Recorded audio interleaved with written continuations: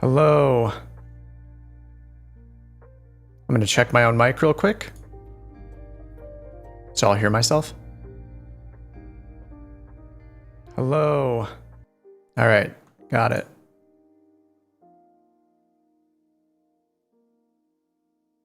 I need to turn that down just a little bit.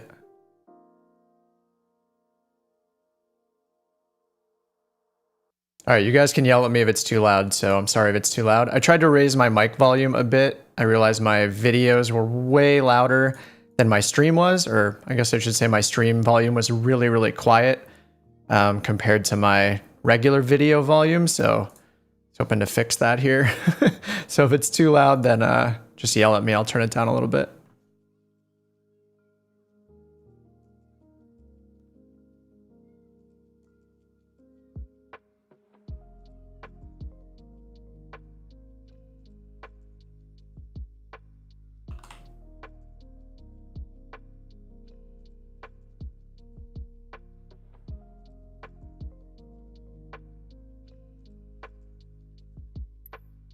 All right, I'm gonna put in the chat the first flight. I got it here. I haven't chosen IFR yet. So if you're joining along US West as usual for the server, so if you haven't changed your server before, it's up here, West USA. And then I have KLAL. This is Lakeland in Florida. I have volume control. That's good. Hey Norm, how's it going? K20017, what's up, dude?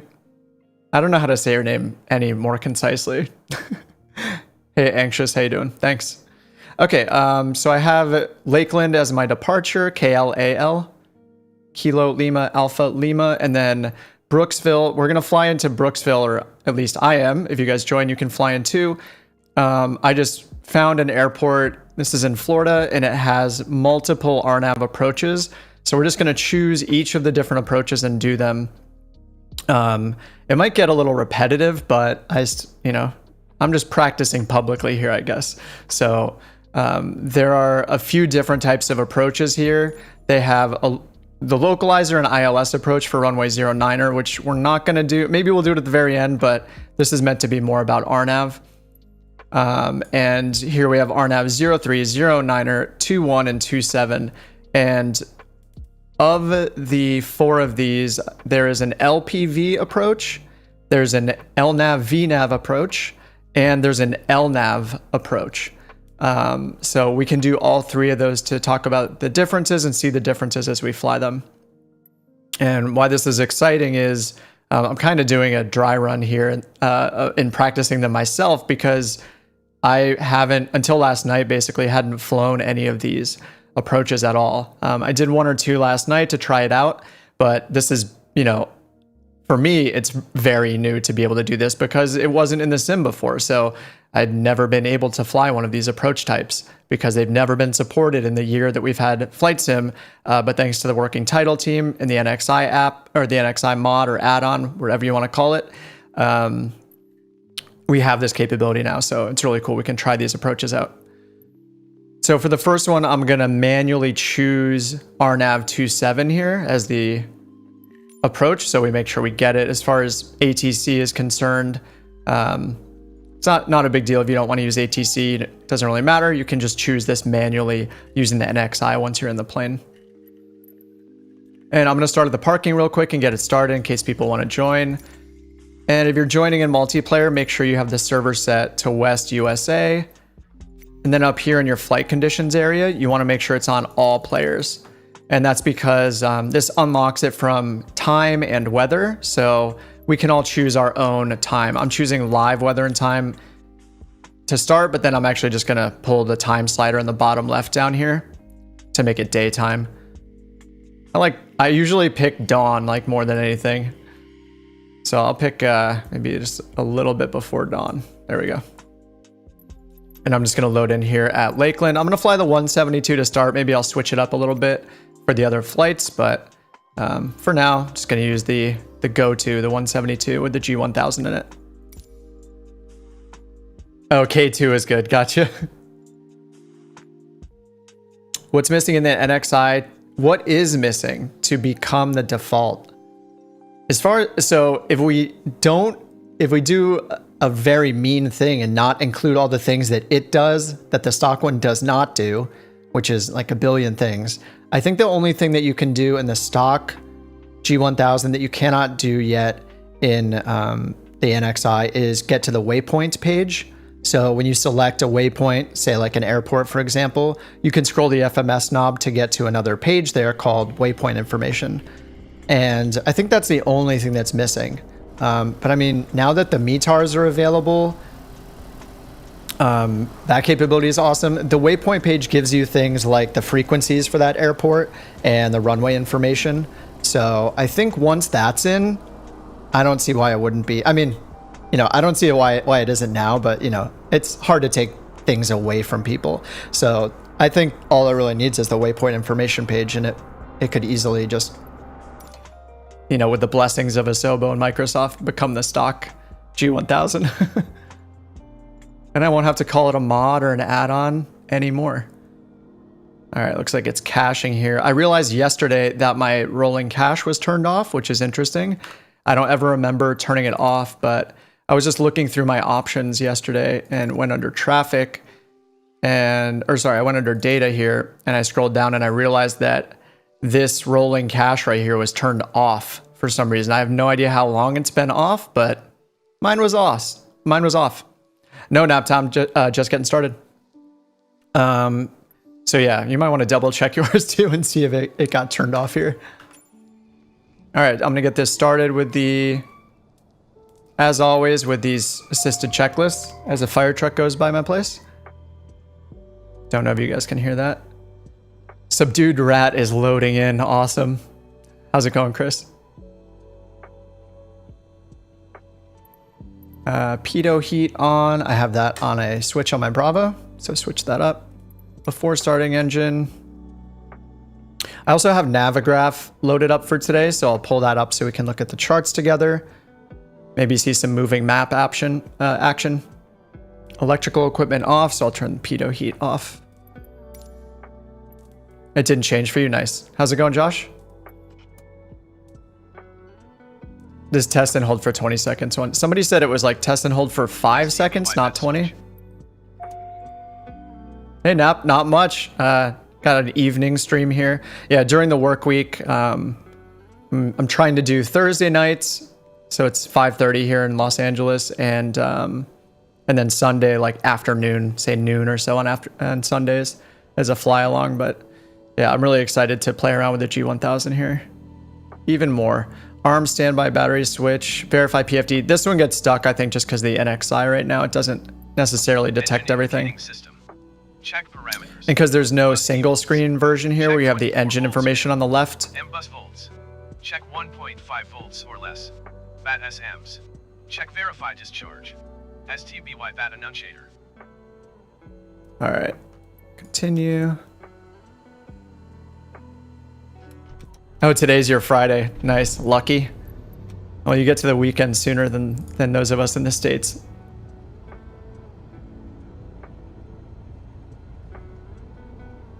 All right, after starting engine checklist, and then that'll put avionics 1 and 2 on.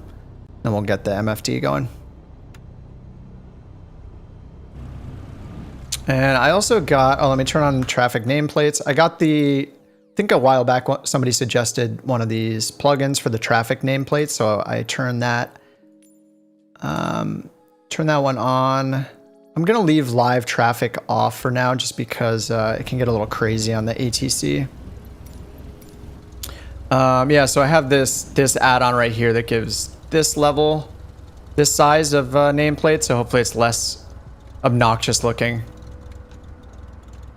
I think it's called like mini plates or something like that. I was surprised it worked actually, because I don't think it's been updated since like February or something like that. But yeah, it still works, so that's cool. I was surprised. I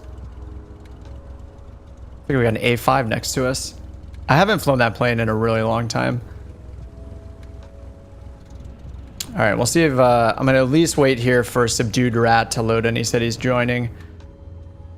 All right, so first thing I'm gonna do, so our route right here is just the one that was chosen by the world map. So we're going direct to Pabby. We're pretty much just going direct Pabby, and then we're starting the approach for RNAV 27. So here's what the flight plan looks like. So we have our origin here, KLAL. KBKV is our destination. We're going direct Pabby. I showed this in my update video, but as you scroll your cursor to the waypoints, it now auto pans, auto zooms the map. It looks like the zoom logic is basically, the pan and zoom logic is to show you the full leg from your current waypoint to the one you're heading to. That seems to be what it does. So as I go to the next one, we'll see Pabby to Asbog. So we'll see this entire leg, basically. So then we make a left-hand turn here at Asbog. That's going to be our... actually, shouldn't that... It's interesting it doesn't say IAF. I wonder if there's a... Let me see if I re-add the approach, if it'll say IAF next to that. Runway 27, and this is the LPV approach. So we don't see this information on the world map, unfortunately, but we do see it in the NXi where it shows us the type of RNAV approach. So you can see why this airport we're heading to is a good choice. We have LNAV plus V, that's advisory vertical guidance. LNAV VNAV. LNAV VNAV is basically like, it's kind of like the child of the LPV, I guess. Like it's less precise, right? Higher minimums. I think it still has the ability to use like a barrow for the vertical guidance instead of WAS, like as a fallback. Whereas LPV is, as far as I understand, is when you have a full WAS capable signal, you can run LPV. But if there's degradation, then I think LNAV VNAV has the potential to use the barrow altitude for vertical guidance as opposed to WAS. I think this one has the capability of using both. And then, yeah, LPV. So LPV is basically like our ILS. So I'm just going to choose this one again here and see what happens if I choose Asbog. Flight course reversal. I know I can choose. I always say yes here anyway. I think with Microsoft Flight Sim ATC, they just always assume you're going to fly. I mean, they don't care. They don't check if you fly the reversal. You could blow right through it, but... anyway, and then if I check Navigraph here and I bring up the chart for, just overlay it. So this is the chart for runway 27. So this is an LPV, which we see down at the bottom here. Sorry, it's probably pretty small, but down here at the bottom, it says LPV. Let's see if I just zoom in here. You can see this a little better. Okay, so Pabby is the IAF. Okay, Pabby's the IAF. I'm just going to choose Pabby then, just so we see it say IAF. We have that in our flight plan anyway. Yeah, it's just... I guess it's just because I chose this. So I'll choose Pabby instead. And then here for the minimums at the bottom, we can find those down here. So decision altitude is 442. So we'll just round up to 450. So turn barrow minimums on. And then drag this over to 450.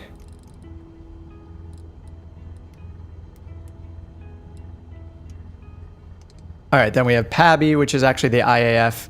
Asbog is an IF. And then we have final approach fix at Ignac, the runway. And then the altitude we have here. This is our basically it's basically a, what is it, a course to altitude leg. This altitude is not part of the go-around procedure. So here for the go-around procedure, we can see it says climb straight to 2,000 feet, then direct to ASCA. So what we see over here is we have 476 feet. So the 476 means that is our safe altitude before we can execute our first turn. So before we can go to ASCA, at a minimum, we need to be at 476 feet. But because the actual published approach says to go straight to 2,000, we'll go straight to 2,000. But if we had like a climbing left turn instead to 2,000, like climbing left to directly to this waypoint, we could start that climbing left turn once we got to this minimum safe turn altitude here, which is 476. But we go by what's in the approach plate here. So we'll climb straight to 2,000 feet. And the straight just means at runway heading. So in this case, over here, we can see our approach course here is 274 in the top left. Final approach course. So that'll be the runway heading. So we would stay at a heading of, or a course of 274 while we climb to 2,000 feet. And then once we got to 2,000 feet, we go direct to ASCA. And all that's here, so you can see all of those points. Here's ASCA, ASCA. That's the missed approach hold point, and that's where the hold happens. So we get to that point, and the hold is based around that waypoint. Anyway, I'm just gonna go ahead and activate here. And I'm activating in this case just because our first leg is from our origin here, from our origin airport to PABI. So since that's our first waypoint, I chose activate, which means activate this as our current leg. Or direct to, rather. When Navigraph gets a VFR update, I'm going to take the plunge. Oh, I know. That would be so awesome. Yeah, I use the VFR charts primarily. I very rarely look at the low or high altitude en route charts. Yeah, I would love to see the sectionals here. That would be great. All right, so I'm going to grab the weather here. So I could go here to ATIS. Now, another thing that got added, this isn't a replacement for ATIS, but if we wanted to just really check the weather, we could do that by opening the cursor again, highlighting the destination airport. Actually, oh yeah, there we go. So I can highlight it down here at the destination. So if the destination is not in your en route section, you can pull all the way down to the destination line down here. And then you get the METAR down here in the bottom right. And so if you look over here for the A, that's the altimeter 3010. So I can just go over here and set my pressure to 3010. But this doesn't, an ATIS will give us runway information and other information specific to the airport, not just the weather. So we could tune to the ATIS, but we can assume that, it's going to have an active runway favorable. Oh no, there are calm winds actually, so never mind. Yeah, it doesn't show the IAF on the...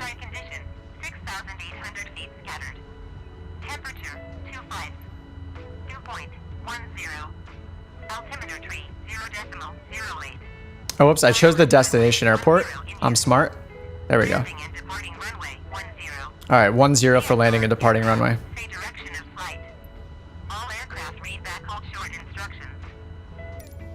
Okay, so yeah, sorry, I chose our destination, which is 3010, but yeah, I should have pointed at our departure airport, KLAL. So the altimeter here, 3008, which we heard on the METAR. And then the winds right here is a heading of 1005 knots. So that's, and so they said that the runway we're taking is 10.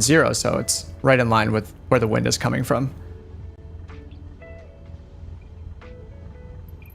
All right, we're good there. We can request our clearance. So I'm gonna do this the first time. Maybe I'll skip all this the second time and run in on the just start it on the runway. Cessna November 2 1 Kilo India Papa is cleared to Kilo Bravo Kilo Victor Airport as filed. Takeoff runway 10 climb and maintain 4,000. All right, climb maintain 4,000. Frequency is 120.65 squawk 7557. And squawk 7557. It'll do this for us automatically. I'm just having fun here. I'm hitting the buttons, okay? Transponder, altitude mode. All right, we acknowledge this. When you acknowledge this, it sets the squawk code for you and puts it in mode C. So I set 4,000 as our altitude. Maintain 4,000 feet. Departure on 120.65 squawk 7557. Cessna Kilo India Papa readback is correct. Contact ground on 121.4 when ready to taxi. Good day. All right, so climb and maintain 4,000. Got that in our selected altitude here on the autopilot. I also enabled heading mode because we're going to fly runway heading when we take off, and then flight level change mode. I haven't checked for departure procedures or anything like that. I'm not going to worry about those. I'm just going to focus on the approaches. So maybe there is a different departure procedure for this, but I'm just going to climb until they tell me to turn onto course, just to save some time. Okay, yeah, I'm not sure why it doesn't show IAF here. I think it should show IAF when it knows it. There must be just maybe something weird with this, with the data for this airport or something. All right, so we're going KLAL to KBKV. RNAV GPS 27, which is an LPV approach. So I do have a video. I'll still explain it here, not in as much detail, but I have a video that goes over all these different RNAV approach types. Now we can actually fly them, which is exciting. So an LPV, you can think of it like an ILS. We get vertical and horizontal guidance, and it's it's got a lot higher precision than the other RNAV approach types. So we fly it just basically like how we fly an ILS. We'll get a glide path, we'll get a diamond. It'll just show up as a magenta diamond instead of a green diamond. Since on the G1000, pretty much everything that's magenta is GPS related.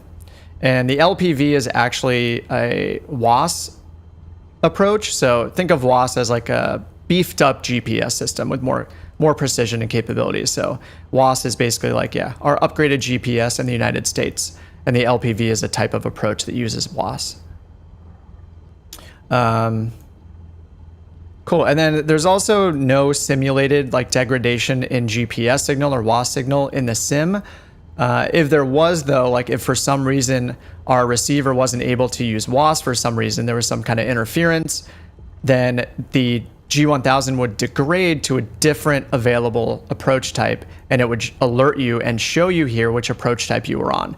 We don't need to worry about that in the sim. It would be cool if someday that got, there was the ability to have that kind of failure. But for now, we'll get the approach type that we choose every single time. So we don't have to worry about it suddenly changing to a different approach type on us, where we'll have different minimums and maybe lose our vertical guidance and things like that. All right, I'm gonna get the taxi instructions here. Cessna November 21 Kilo India Papa with Charlie ready to taxi IFR. Cessna November 21 Kilo India Papa taxi to and hold short of runway 10, via taxiway Foxtrot. Contact tower on 124 decimal. No, not Foxtrot. All right, we'll acknowledge that. Taxi to and hold Pretty much all the taxiways in Microsoft Flight Sim have the wrong numbers from what I've seen. So we're over here. Taxiway Foxtrot is down here. So we should be taking, it looks like Alpha, all the way over here to Alpha 1 for runway 10. So yeah, these are a little weird. Hold short using taxiway Foxtrot. So if it just said to taxi via Alpha, I think we would be good. So we're gonna go out this way. We're gonna make a right-hand turn onto Alpha, go all the way down to Alpha 1, where runway 10 starts. And then if you don't have Navigraph for ForeFlight or anything like that, or I think Volanta, that app is free and also will show you the taxiways. You can always go into the assistance options here, go under navigation aids, and then turn the taxi ribbon on. I'll turn it on just to show you what it looks like. I usually have it on for the videos and stuff, so. All right, and did it turn our lights on? Our beacon is on. Let's turn our taxi on. And our strobe? Question mark?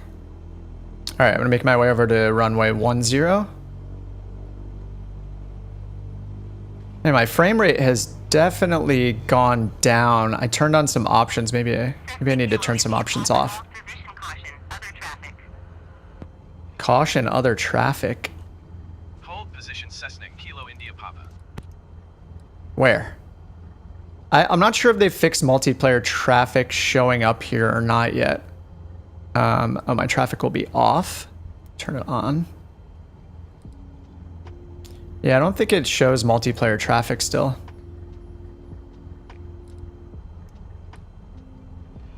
All right, this could be forever. Let's just go.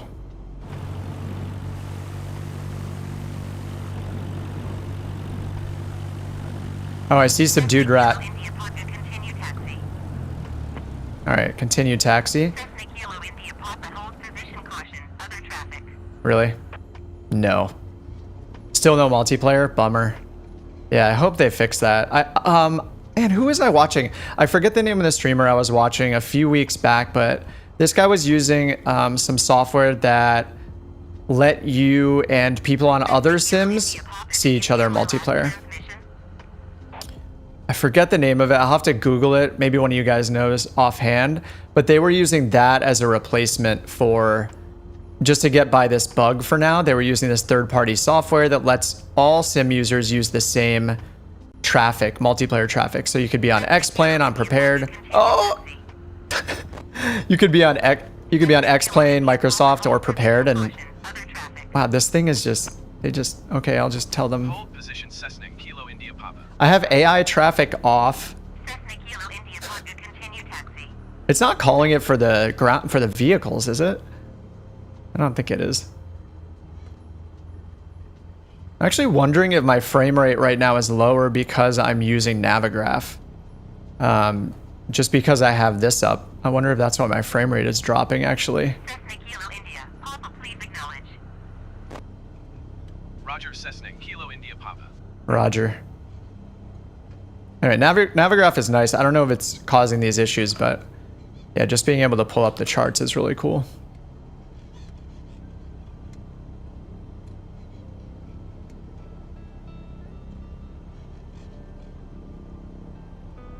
All right, making our way over to runway 10.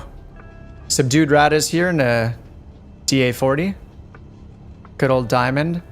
ATC audio sucks. Oh, really? What got changed?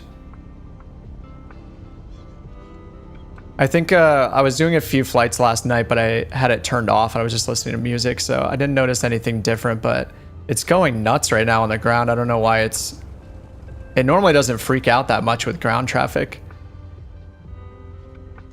I'm going to turn my preset here to jet to high end because my frames are noticeably different than they were last night. I think this might have something to do with... There we go. Clouds. Might have something to do with Navigraph. On West USA, but don't see me or Rat. Oh no.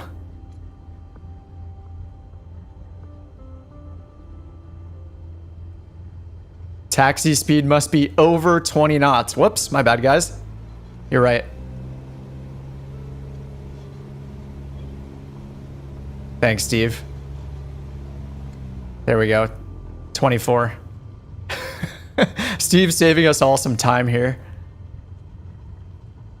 I've had it stop for me. Oh, for ground traffic. Okay, maybe that is it then. I use one of the mods too for the living, what is it, the airport living environment or whatever it is, regional environment for North America. I have that one installed, so it has those extra vehicles, or it replaces the vehicles. Oh, it sounds like a broken speaker. I thought they had some sort of like radio interference though. I think that's put in on purpose. Some like artificial radio interference kind of sounds. You're welcome. This is Steve's way of saying, dude, get the show on the road. Hurry up. I've got all night here. Go and do the takeoff. Soft buttons at the bottom of the Garmin are very weak. Can barely see them. Oh, the lights? Other streamers had a problem with being able to see other players in multiplayer.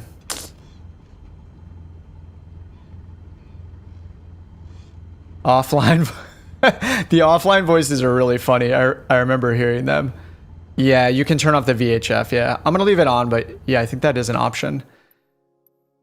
Let me just turn off the motion blur really quickly. Sorry, definitely don't need that.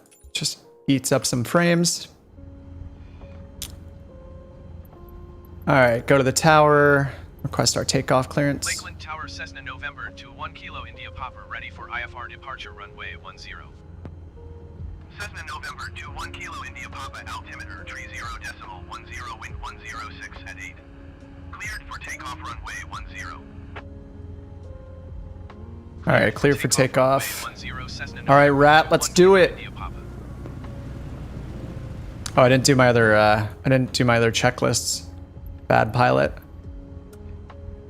Auto checklist. Test the brakes. Yes, test the rudders.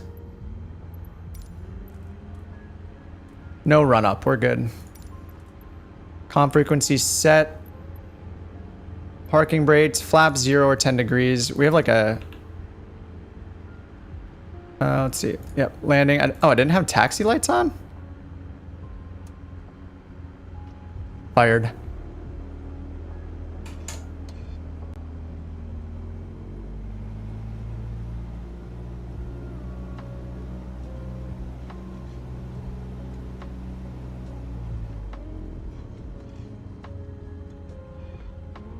Do any of you guys know when you do a takeoff with someone else? Is there a rule like first plane goes on the left or the right? Is it wind dependent? I'm gonna line up on the right side over here.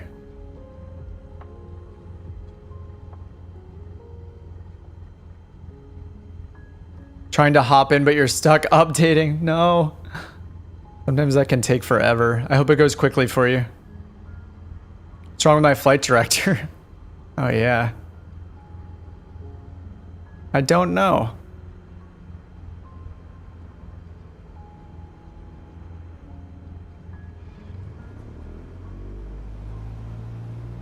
This is a very wide runway.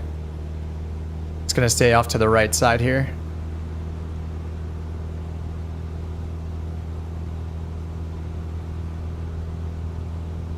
$40, $45, $50, $55.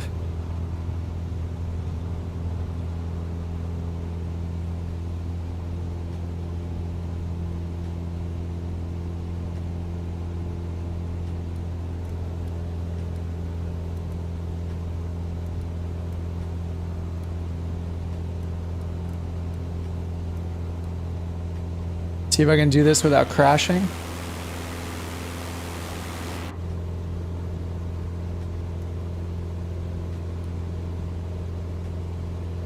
Yeah, flight director makes a little more sense now. Wants me to turn on course, turn around on course, I guess. I'm gonna wait for ATC though. Cessna Kilo India Papa contact Tampa departure on 120.65. Good day. Trying VATSIM. Oh man, I'm nervous to use VATSIM still. I haven't done ATC stuff for a year now. I think I did Pilot Edge at the end of last year for a couple months. I think I did the CAT training. I did all right, we're gonna keep this turn going around. And then prep, we're gonna arm nav mode.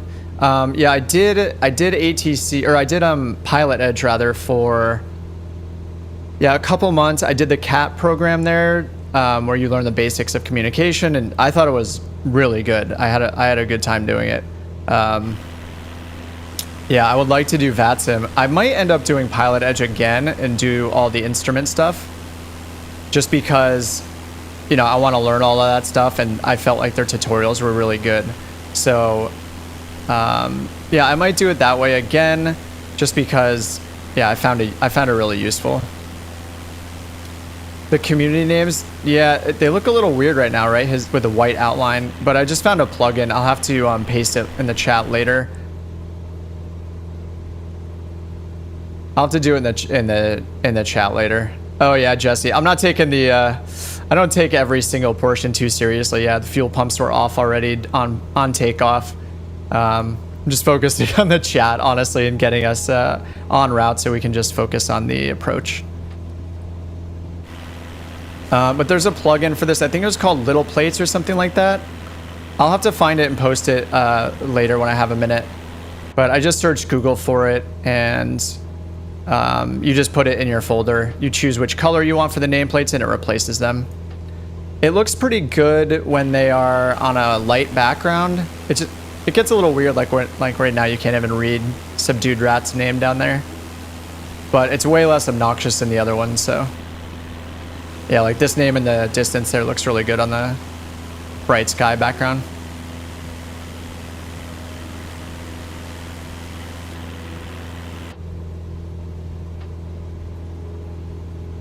All right, so we're just going direct to Pabby here for our first waypoint, 25 miles away. We're climbing up to 4,000, which is what they assigned us there. Oh, didn't contact departure. Did they? I guess they told us to. Did we hear that? I was probably talking and didn't notice. If you'd like to have real-world experience with ATC with the real dudes, is it? Oh, Pilot Edge, yeah. I think it was called Mini Plates or something. Oh, let me find it really quickly.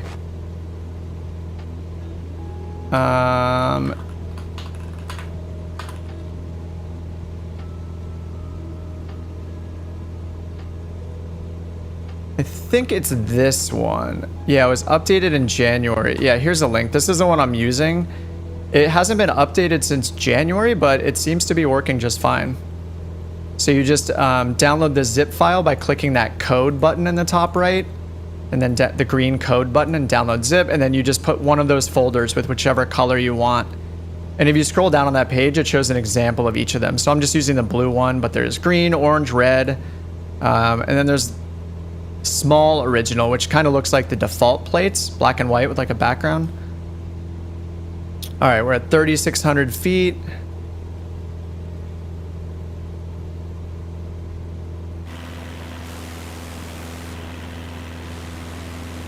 Oh, so Dude Rat disappeared for me. Oh no, there he is. He didn't disappear. I'm just blind. I see him.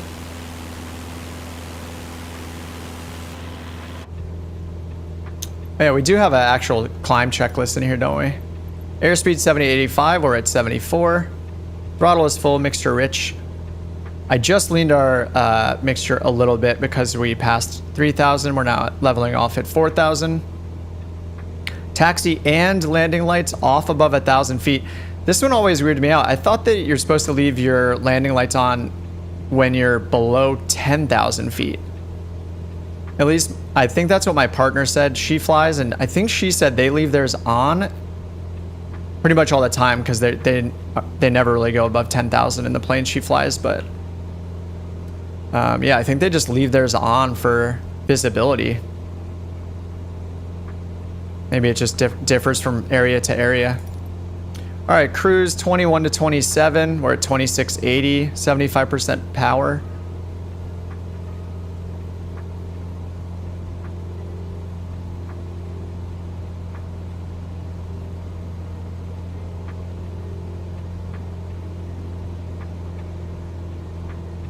I'll just pull it back into the green arc to be good. There we go. What kind of plane? She started on the Piper Archer. I think it was an Archer 2 or Archer 3. She started on an Archer 3, and then when she got her certificate and started her instrument training, she switched over. She's mostly flying. Yeah, it was an Archer, not an Arrow. And now she's been flying a SR-20 that has some Avidyne avionics in it. She's been using that for her instrument training, but she also flew a new Archer. Sorry, I think the old one was an Archer 2, maybe. They have a new Archer 3, I think, at her flight school, and she's used that one a little bit, and it has a G500 in it, which I hadn't even looked up before, but the G500 is basically this, but split down the middle. So you basically, you know, have the MFD and the PFD in the size of one of these screens. So that was pretty cool. Hey, Samuel. Yes, we have the other RNAV approach types. You never get glide slope. Maybe you are on an LNAV approach. Hey, Donald. Donald's been using Pilot to ATC to practice speaking. Oh, yeah. I did try that back last year when I was using X-Plane before Microsoft Flight Sim came out. I did use Pilot to ATC briefly, but then I think Microsoft Flight Sim came out around the same time, and I just kind of ditched X-Plane for the most part. But yeah, I need to do that too. Sometimes when I'm doing a flight by myself, I'll just say it out loud. Especially when I do on-air company stuff and I have like a regular call sign, you know, not like one that has KIP written in it, which is kind of cheesy, I know. Yeah, I think that's a good idea. I should check out Pilot to ATC as well. It's like basically voice recognition, so you have to say the commands in. So yeah, I should check that out. It wasn't available for Microsoft Flight Sim last year, as far as I know, but you know, it's been a long year this year, so yeah, I want to check it out. Get the lingo down. Yeah, it's funny. People were saying that Pilot Edge is more. They feel like it's more strict than VATSIM, but I felt the opposite way. I guess they're right in that they will call out every kind of small thing you've done, not like the really trivial stuff, but they'll make sure that you know how to correct yourself, like they're teaching you. Whereas I feel like on VATSIM, at least from the little I've watched people on VATSIM, they're a bit more forgiving. So I guess it is kind of like a little more harsh. But they're never like mean about it. They're just like strict, you know? They tell you what's up. Which is good because like if you're using it to train, like you want them to tell you what your mistakes are instead of letting it slip because you might not have known that you made a mistake. Hey Merlin, what's up? Enjoying virtually riding along. Thanks for the streaming. Yeah, thanks for being here, man. Appreciate it. James, yes, I'm on live players. On all players, not live players. You have to do all players because I turn my time of day to be daytime. So make sure you choose all players instead of live players. If you choose live players, then it forces you to use live weather and live time of day. I'm using live weather, but I'm not using live time of day just because I want to see the trees and stuff. Steam gauges are awesome. I've been using the G1000 so much now, but I really love flying the 172s that has the steam gauges and the 530 in it. I like that a lot. And I want to get back into flying the Warrior 2 as well. I have that plane, and yeah, I like the steam gauges as well. I've just been, you know, so excited about the NXi that I've been stuck in the glass, you know, for a while. By my own choice, of course.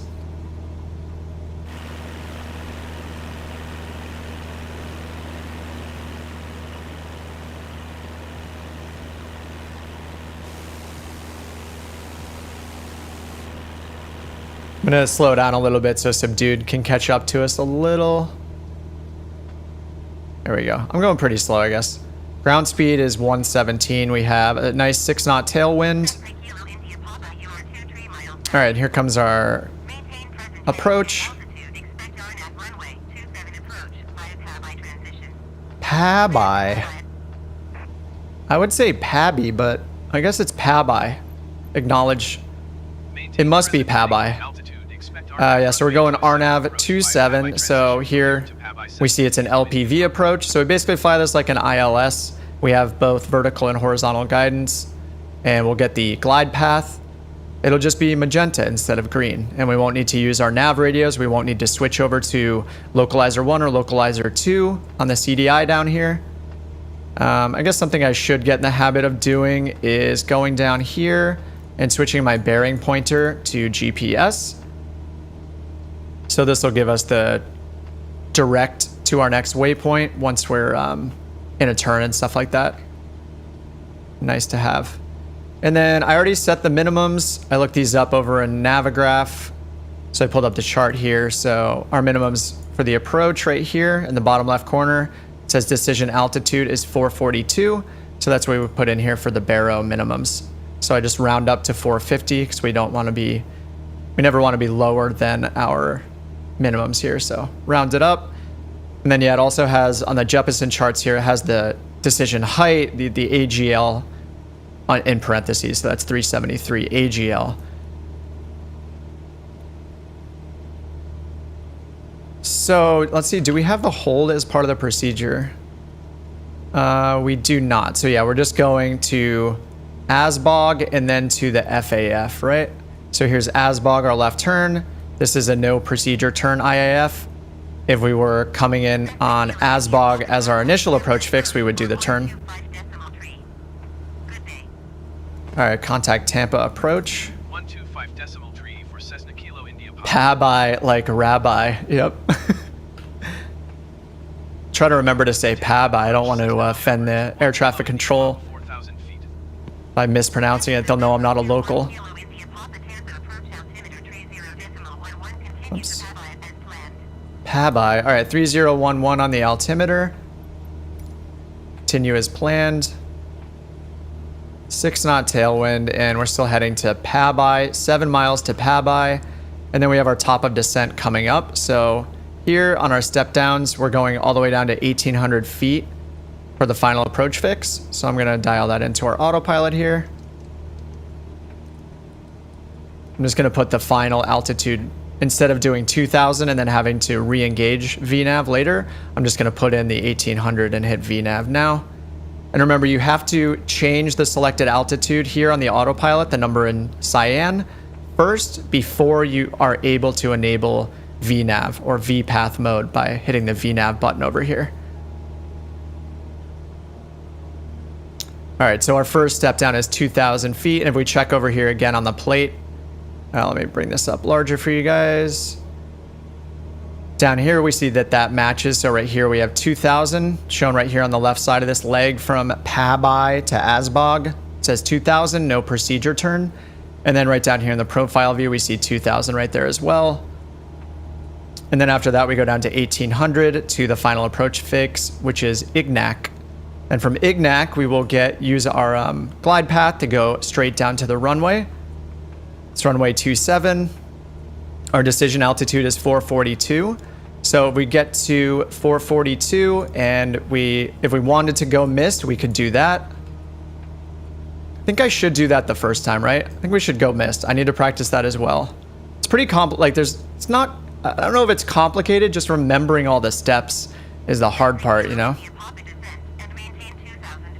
All right, there's descend and maintain 2,000. We're coming up to top of descent right now, so I'm not going to worry about starting the descent early because it's going to happen in 1 minute and 5 seconds. So, you know, realistically, I would listen and use vertical speed to go down immediately. But just to show VNAV, I'm going to wait for the top of descent. Yes, I did. Hey, Donald, what's up? Oh, sorry, let me answer Steve's question. Whenever you fiddle with the altitude on the autopilot, it's disarmed. No, I think it'll only disarm if I make it higher than the current than my current altitude. So right now my altitude's at 4,000. I'm getting close. Okay, we got like 30 seconds. So I'm gonna turn this up. Oh, it actually is not turning off now. It's not turning it off when I raise it, but you cannot arm VPath mode until you change your selected altitude to be lower than your current altitude. So our altitude hold mode is at 4,000. If I went over and just pressed VNAV first, it would not arm VPath here in white. It would just stay blank.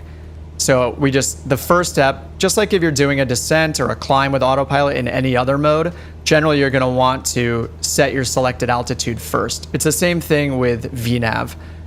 So we're using VNAV on the autopilot which is VPath mode over here on the annunciator. So this is doing our descent for us. And these are illustrated by these magenta arrows right here. So this V right here, this is our vertical, this is basically our invisible descent path right here. And it's showing that we're on the path, where we're supposed to be. Down here, this magenta over here on the vertical speed indicator, down here is where it's telling us our target or required rate of descent. So that's what the autopilot's doing, is doing that descent for us with that information. Donald said, been following since I ditched my jets. I haven't even touched the jets really, so props for flying the jets, man. I needed something more challenging than loading an MCDU going to 39,000. Great scenery, low and slow it is. Yeah, I guess I'm kind of in the middle. I'm low and slow, but I have my eyes on the autopilot buttons the entire time, so I need to work on doing some more VFR flying myself. The Garmins are rather fun. Yeah, you can't go wrong with the NXi. It's incredible how far it's come in just a few months. I'd like to go. Okay, I'll go mist. Yeah, I'm not great at it. I have barely done it, so you guys can laugh at me as I try. But I think I pretty much know what to do. Jamie, is it actual VNAV now or still an advisory? So what I'm talking about right now when I say VNAV is specifically the VNAV button over here on the autopilot, not to be confused with like a VNAV in an LNAV VNAV approach. So when you're talking about advisory, oh, right. I think you're talking about the CJ4, right? Yes. So yes, to answer your question, it is, you can have the autopilot use the VNAV profile, in the NXi. So that's what I'm doing here. So you can actually press VNAV. You can actually press the VNAV button to use the VNAV profile on the NXi right here, and it'll actually do the descent for you. So that's what I'm doing right now. And then also, G1000 is advisory. That's it. Yep. I think it works in the CJ4, right? In the CJ4 mod. Sorry, I'm ignoring the ATC. Contact tower when we're inbound. Okay. So yes, And the latest update to the NXi that came out on Tuesday morning, just 2 days ago, they added the ability to, with Sim Update 6, we now have the ability to do more than just LPV RNAV approaches. So now we can do all the other flavors of RNAV approaches, including LNAV, VNAV, LNAV, LP, which is localizer performance, and then all of the plus V modes on top of that. So it'll give us advisory vertical guidance for those approaches that do not have vertical guidance. So for example, an LNAV approach or an LP approach, those do not have vertical guidance, but the NXi will give us advisory vertical guidance. All right, I'm gonna try to not to talk too much so I can pay attention here. So we're gonna go to Asbog down to 1800 by the time we get to Ignac. That's our final approach fix. I'm actually gonna arm our approach mode on the autopilot right now. So that's all teed up. So what I have set up now is we're holding at 2,000 feet. We're heading to the final approach fix. The final approach fix altitude is 1,800 feet. You can see that in magenta, and we have that selected here already. VPath mode is still armed with the VNAV button that we hit earlier, so it's gonna do this next step down for us automatically. And also automatically, priority over the VPath descent is gonna be the glide path. So when the glide path is in range, it'll automatically capture that as well and override the VPath descent. Because once you get to the final approach fix, you cannot use the VNAV profile to descend. You have to use either the advisory VNAV for the approach, or you have to use the actual glide path if one's available. So for this specific approach, this is an LPV approach. That's a type of an RNAV approach. We can see that down here in the chart, LPV. This is basically like an ILS, but it's like the WAS or GPS equivalent of an ILS. So for this approach, we will have both lateral and vertical guidance. So instead, if you've flown an ILS before with the G1000, you're probably used to seeing a green G right here for the glide path, or for the glide slope rather. Instead of it being green and us switching over to use localizer 1 or localizer 2 on our navigation radios, we just keep it in GPS mode for our navigation source. And the glide path is part of this GPS approach. So you can see that right here. So VPath is coming down first. That's the triangle. That's with our VNAV profile. But right behind it, you can see the diamond catching up. That is our LPV glide path. We'll also get that in an LNAV VNAV. So these will both basically activate at the same time because of, you can see it catching up. And what's gonna happen is the glide path will take over and it'll supersede the VPath descent here. All right, so there it goes. So it kind of both happen at the same time. You can see now we have the diamond and we have GP. So we're on a glide path just like we would be with an ILS. There's the runway right there. So I'm gonna set up for the missed approach now. Here the instructions are climb to 2,000 feet and go direct to ASCA. So that's really easy. And then we hold at ASCA. You can see that over here on the left side of the approach plate. All of that's in the NXi for us already. So I'm gonna prepare for that, climb to 2,000. So I can change my selected altitude right now because we're using the glide path. The glide path does not use our selected altitude in any way, so we can change that right now. And I'm gonna do that to get us ready for the missed approach. Next, I'm gonna sync our heading bug. Sorry, I'm gonna talk quickly because I have to do this fast. I'm syncing our heading bug by pushing the knob to make sure we're set for heading. And then when we get down closer, I'm gonna need to remember to press heading mode if I wanna use autopilot for our missed approach. Yeah, Steve, this will be saved automatically. You can rewind it right now, actually, if you want live, but yeah, it'll be on the channel so you can find it later. All right, so I'm slowing down. Sorry, I've been talking too much, not managing my power. So I'm gonna slow us down. We need to get within flap range. So for our missed approach instructions, what we're gonna do is fly runway heading up to 2,000 feet. That's our first instruction that I'm gonna keep saying in my head over and over. So we fly runway heading to 2,000. And I'm gonna put my first notch down, which we can do under 110 knots.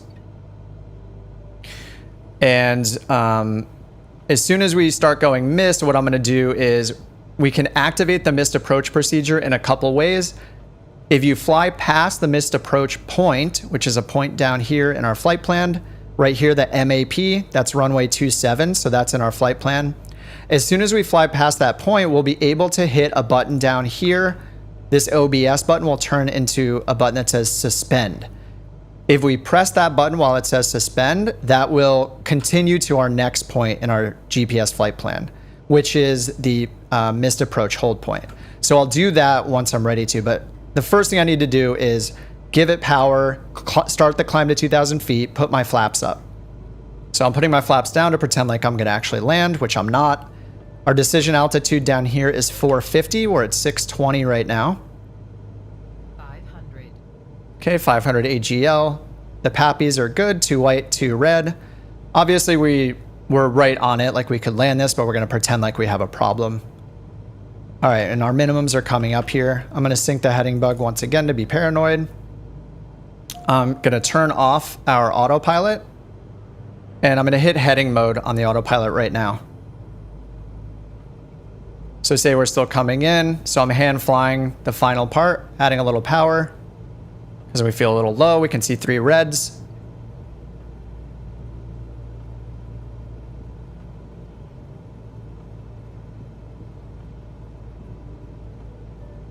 All right, so say for some reason we're not feeling good about this landing, maybe because that plane is landing in front of us, that's a good reason to go missed. And we're not at the missed approach point yet. You can see that right here, 0.5 miles to the missed approach point, but we're way too low. So we're gonna go missed right now. So I'm gonna give it full power. And I'm gonna fly the plane first before I tell ATC.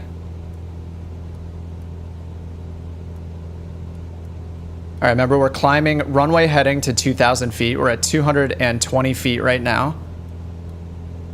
So we're going missed. I'm gonna put my flaps up and trim for 75 knots. Now I'm gonna bring up my ATC window because I'm flying that runway heading. I'm watching my bug here, and I'm gonna pitch down a little bit to get to that 75 knots for our best climb. And oh, I didn't even contact the tower on the way, and I was talking so much. I knew I was gonna mess something up. I forgot to talk to ATC on the way in, so let's see if they let us call missed. All right, I'm putting the rest of my flaps up. All right, so I'm gonna acknowledge the pattern entry, but then I'm just gonna tell them missed. So we should have been at this point already, but now what I can do is, if you're using in-game ATC, you can hit declare missed approach. So I'm gonna hit that.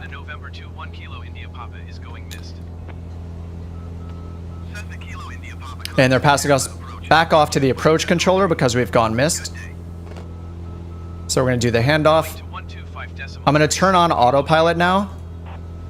I had it on heading mode already. Wow, it's pitching us down quite a lot. Not sure why it's pitching us down so much. I'm just gonna hit the nose up button a couple times to get the nose up. You can do that while you're in pitch mode for the vertical mode. So I'm just gonna keep pitching that up to 5 degrees, 7 degrees. Just wanna get that vertical speed. Get our airspeed down to 75. So we're still climbing, we're not at 2,000 yet. Over here, I'm gonna click contact Tampa approach and tell them that I'm flying the published missed approach procedure. They'll tell me to let them know when we're at 2,000 feet. All right, so our airspeed's looking better now. I'm gonna still go runway heading because we have to climb to 2,000 first.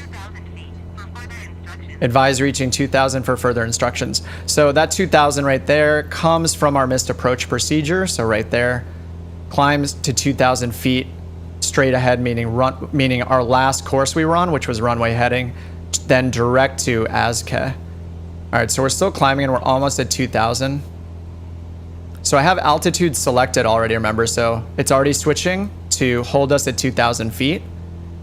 And now I'm gonna just switch to nav mode, but actually, sorry, before I do that, I can't just switch to nav mode because we're in suspend mode still. So right now you can see that it still has our active waypoint as runway 27, right? We're already past that, and that's because it automatically suspends the sequencing for us. So all we have to do, there are a couple options, but the fastest one is just to press the suspend soft button right down here. Another option is to go to procedure and do activate missed approach and hit enter. So I'm just gonna hit the suspend button, Now you can see that it's changed our active waypoint to our hold point, which is ASCA. And now I can hit nav to fly directly to that point. And it's still holding us at 2,000 feet. So I'm going to pull my throttle back now that we're holding at 2,000 feet. Over here, if we look at our missed approach, let me bring that chart back up. This one is really convenient because it is the hold point is actually right directly in front of us. So this is just really convenient that this one, we just keep flying straight to that hold point ASCA. So you can see ASCA right here. Now you may be confused why this pattern is out here over the water. ASCA right here on the charts is showing ASCA there with a dotted, this little dashed border, and it says not to scale. So that's because they ran out of paper, right? They can't depict to scale how far away that is. So the holding pattern and the waypoint ASCA is actually out here. So we're flying out here towards ASCA. That's why it's off the paper. But this is just depicting that it's to the west at that waypoint. And then the hold instruction is there. We have the inbound leg of 094. It says 4 nautical miles for the legs. And then if we go over here and we look, we can see that hold is already programmed in for us. So 094 and 4 nautical miles. So if we wanted to do that hold ourselves, if it wasn't programmed, we can actually do that by going to the menu and hitting hold at waypoint. And under here, this is where you define those. So we could define that outbound course or inbound course, and we could define that distance of 4 miles. This is basically how that gets defined for the hold, but it's done automatically for us here. So we have that hold already defined. So it's just flying to the missed approach holding point right now. So what we could do is, you know, realistically, we would be like talking to ATC and we would know to go to the hold point or something like that. In this case, with in-game ATC, when you report that you're finished, I think what they do is just tell you to come back to the airport. I think they just give you the same approach again. They say something, they'll tell us that we're cleared for the same approach we just did. So in this case, I'm not going to contact them yet because I wanted to fly the hold. And here you can see the hold is depicted right here on the map. So I'll turn this off, can zoom in, and we can now pan. So here's the hold with our entry, and then in the racetrack, going around like this. You can now push the range knob, by the way. If you push range knob, you get the cursor. You can move that joystick around. You can pan off the map. You can zoom. You can point at something and see how far are we from this spot in the middle of the ocean. Okay, we're 57 miles away at a bearing at 259er. Push the range knob to snap back to our current location. All right, so the hold is our next waypoint. So here we are coming up to the missed approach hold point, ASCA. So that's it right here. Missed approach hold point is MAHP. And then the hold begins. So it'll do this entry for us, and then it'll be in the racetrack. And it'll just keep going around the racetrack until we run out of fuel. So once we get to this point, what we'll see is the suspend mode come in again. Oh, and by the way, it does show right here. Missed approach is right here for our phase of flight. And now here's suspended again. So we're suspended again because it's not going to proceed past the hold here until we go out of suspended mode. So just like it did before when we hit the missed approach point, it suspended our GPS auto sequencing because we're probably just going to land, right? We don't need to have it direct us to the missed approach hold point. So we have to tell it, hey, I do need to continue to the missed approach hold point. And we do that by pressing the suspend button here. And the other way I showed, again, you can go and hit activate missed approach in that scenario for the same thing. And lastly, if you're flying a plane that has a toga button, so a takeoff go around button, or just a GA go around button on the throttle, you can use that as well to activate the auto sequencing. So there are 3 ways you can do it. You can hit suspend down here. You can go to procedure and hit activate missed approach. Or if you have a toga button, you can press that if your plane supports and has a toga function. You can just press that and that'll automatically resequence you. And then it'll do whatever else the toga button does in the plane you're flying. So for example, some of them will level the wings and give it a pitch up attitude of like 7 degrees. That as well will happen if you hit the toga button. But your mileage may vary. The 172 doesn't have a toga button. The Diamond DA40 does have a toga button. So does the Bonanza and the Baron and the DA62. So I'm not sure which of those are functional. I'm pretty sure the Diamond DA40 works. Anyway, that was a lot of talking. I know I can't speak any more slowly during it because there's so much going on. Overall, I think that was decent. I didn't put all my notches of flaps up. I only hit flaps up 1 time, and I needed to hit it 3 times. So that's a mistake I just made. I forgot to contact the tower when we were inbound on the approach, just because I was chatting with you guys. I blame you. It wasn't my fault. It was chat's fault. So yeah. So now it's entering the hold. So it's just going to fly this pattern. After it does this entry, it's going to fly the racetrack like this, with the settings here, the 4 nautical mile legs, and it'll just go around and around and around. And actually let me accelerate. I know that autopilot can be a little crazy with acceleration, so I'm going to try to just do it a little bit here. It might mess us up with the autopilot, but let's watch it do the hold. So we're in 4x. I'm going to slow down to 2x while it makes this turn. Garmin should pay me. I have to learn about what I'm talking about first, though. That's the problem. I mean, to be totally frank, this stuff is new to me too. Every time there's an NXi release, I'm learning from the manual. I'm learning from YouTube. Bugging the guys in the Working Title Discord. I'm learning all this stuff as well. A lot of you guys have more experience in this than I do. I just enjoy doing it. I enjoy doing the stream and the videos, so I'm doing them as I learn stuff. And yeah, it's really cool. I knew a bit about these different approach types and kind of how to do this, but until it's actually in the sim, I myself haven't actually done it because we haven't been able to actually do it in the sim. So now we can. Yeah, so here it's in the racetrack now, so it's just going to keep in this racetrack holding pattern until we're ready to do the next thing. So let me go back to the normal, going back to the normal 1x speed now.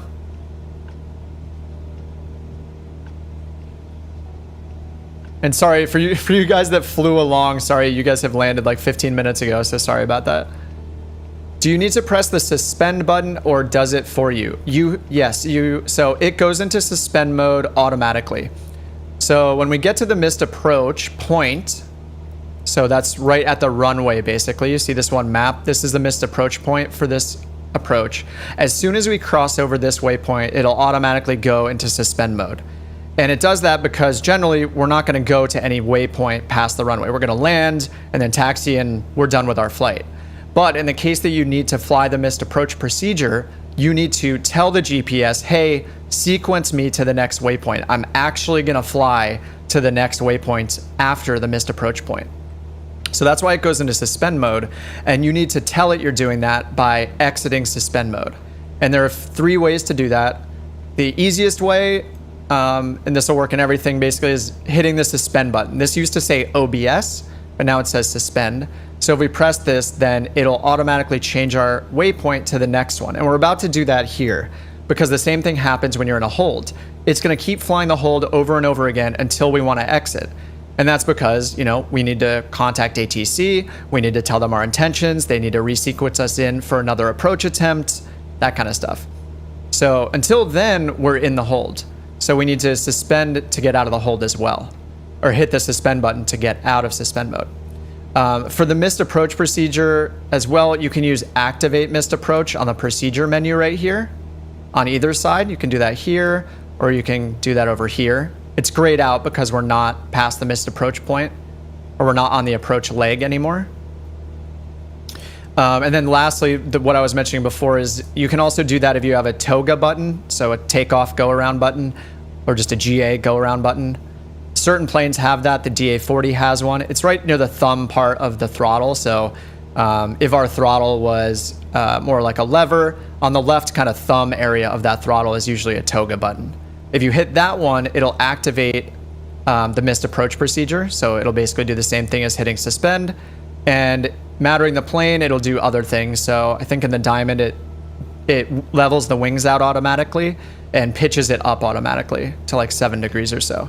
It's kind of a plane by plane basis, I think. So I'm not as familiar with how each plane behaves, but that is the third option. So the easiest one, if you want to keep it simple, is just to use the suspend button down here. So we're in the hold still because I haven't hit the suspend button yet. So it'll just stay in the hold forever. So what we're going to do now is I'm going to hit this option in the ATC window to tell them that we're finished with the missed approach, and then we'll listen to their instructions.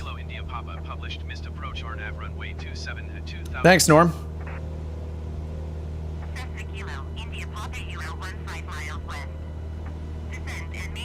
Descend and maintain 2000. All right, so they're giving us a different transition waypoint this time. All right, so we're clear to 27 again, but this time our transition is Asbog instead of, what was it? Poppy or Pappy? Pabai? It was Pabai is what they said, right? All right, so they said contact tower when inbound. So we're gonna acknowledge the clearance. We're gonna go over here and choose our new procedure.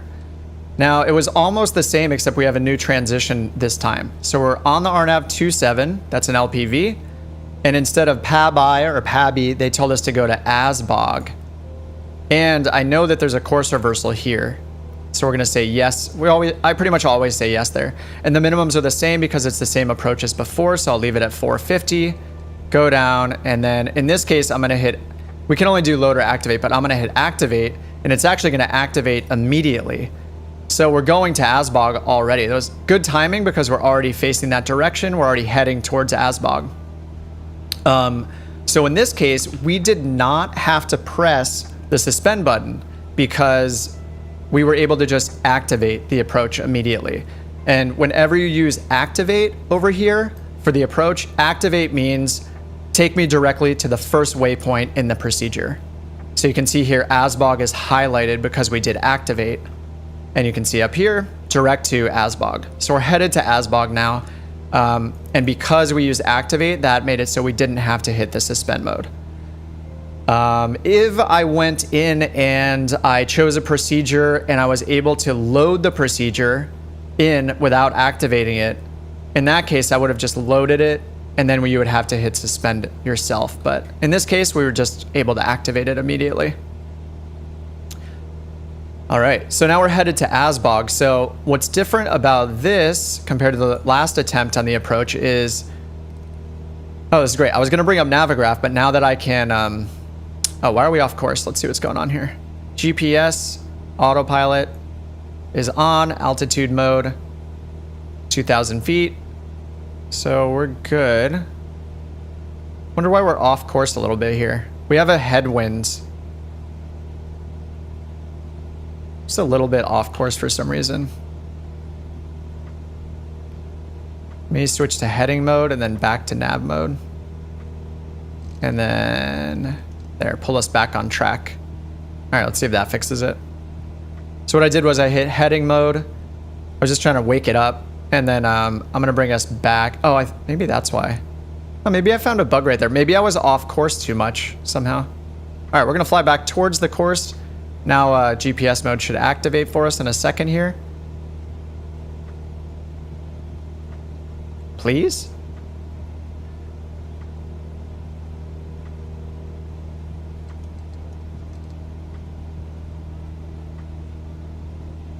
Huh, it doesn't like me. I may have found a bug. Yeah, I'm not sure why this isn't reactivating. So it's flown past the course again. Am I doing something wrong here?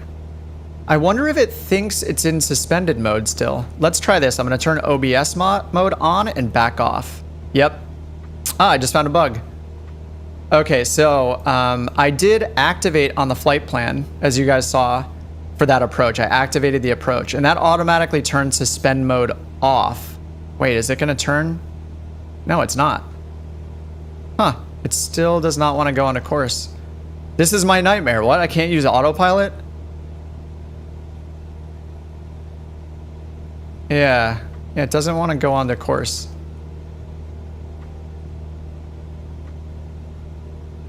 All right, we're back in heading mode again. Let me try to just do a direct to again here and see if that wakes it up too. Direct to Asbog, enter, enter.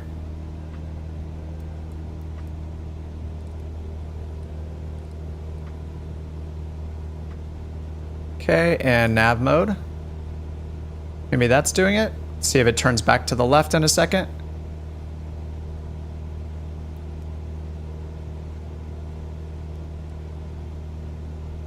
Direct is light blue on top of the magenta course. Fly via heading. We get the concept. Okay, there we go. All right, now it's back. Yeah, I mostly wanted to see if I could get it to work again because it looks like maybe I found a bug. So I'll try to figure that out later. Okay, so now we're heading to Asbog. And so as part of Asbog, there is this, let's see if it's actually, so this is a hold. I believe this is like a hold in lieu of a procedure turn. Oh, or is this a procedure turn? This is one thing I'm sometimes confused about is what is the difference between a procedure turn and a hold in lieu of a procedure turn? This has the racetrack depicted on it, not just a barb going one direction. So I'm pretty sure this is considered a hold in lieu of a procedure turn. But anyway, we're going to fly to Asbog and do our course reversal right here. So we're going to fly outbound, we're going to turn back inbound, and then we'll be on the final approach course, which will be 274. Once again, for the same approach we did before. So we'll tune to the tower now and let them know. Tower Cessna November to 1 Kilo India Papa 5 miles west inbound RNAV runway 27 approach. At least they have video evidence of a bug. Yeah. I'll get reproduction steps later and figure it out. All right, cleared 27 approach. Wind calm. All right, so we're gonna go back around, do the procedure turn, or I guess the hold in lieu of procedure turn, I think it is, and then we'll come back. Yeah, so for those of you not familiar with the procedure turns, if you look right here, sorry, let me bring up the larger one again.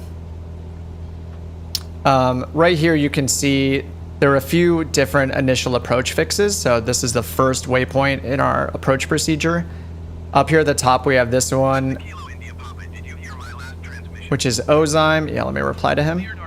Right here is Ozyme. It says IAF, so that's one if we're like coming from the north. Coming from the south, we have this one, PABI or PABI, they called it. And both of those, right near them on the arrow that goes towards Asbog, you can see it says no PT. So that means no procedure turn is required there. So just like we did before, if we're on Ozyme or PABI, we would just fly to PABI, then to Asbog, and turn onto our final approach course here towards Ignac, which is the final approach fix. So here, if we're coming from the north, we would fly to the south, we turn to the west, make that right-hand turn to the west, fly to the FAF. In this case, Asbog right here is also an initial approach fix. So if ATC told us to go to this waypoint, which they are right now, they said transition to Asbog. So we're starting here as our initial approach fix.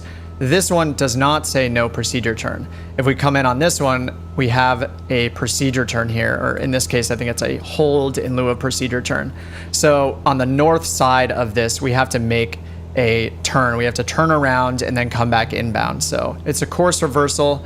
So we'll be turning outbound and then turning back inbound, and then we'll be on our final approach course. This one I think is a hold in lieu of procedure turn, meaning we could just be holding in this pattern until we're allowed to come out of it. And then a procedure turn, I'm less familiar with the Jeppesen charts because I actually usually use the FAA charts, but it usually has just a line sticking out at an angle up, not this whole racetrack drawn out. And so that would represent a procedure turn. But anyway, in both cases, we use the north side here to make our turnaround and then come back inbound towards the runway. So that's what we're going to do. And that's also, you know, done by the NXi for us. It's already programmed in there for us. Arthur, I'm using Navigraph for the charts. So, and actually you can use them within the sim as well. like this, I would have to go, let me go turn this on really quickly. Let me acknowledge there. To land runway 27 Cessna Kilo. They cleared us to land even though we're not inbound yet, so. I'm using the standalone app right now, which is the one I keep bringing up, but you can actually use it within here as well. Let me see if that worked. There we go. Oh yeah, I forgot that it does this. It'll load the flight plan that's in your simulator. Let's see if this works. Oh, please don't crash me.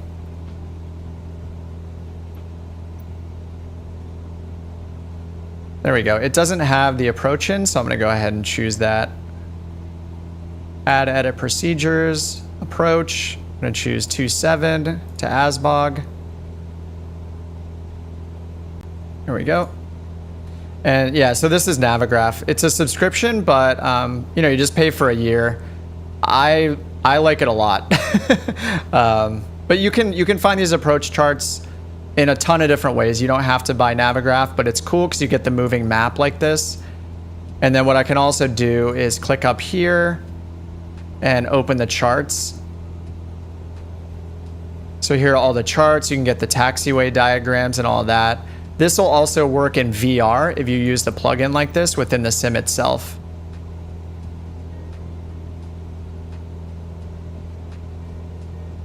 So then here I can find that approach we're on, which is 27. And how do I get it on the thing? Overlay on map. There we go. So now you can overlay the approach chart right like this, just like you would do in something like ForeFlight. Yeah, it's very useful. It's actually, this is actually, I meant to use this during the stream. Thanks for asking what it was, because I totally forgot to bring this up. This is much easier, much better for me to show on the stream because you can see this, you know, in real time instead of me having to bring up the window every time. Harder to find Canadian charts. Yeah, what's really nice about Navigraph is they give you global Jeppesen charts. They do have the disclaimer, they are not for real world use, simulator use only. You can even see on some of them that they're like years out of date, I think. The dates are accurate. Yeah, look at this one, 12th of July, 2019. So these are just for sim use. They're not updated to 2021. Yeah, little nav map, a moving map. Yep, there are a lot of options. You can also just find the publicly available approach charts for the airports you're flying into. So you can use the FAA if you're flying in the United States. There's a website called chartfox.com. That one's basically a search engine for publicly available approach plates and charts. So that's another one that you can use as well.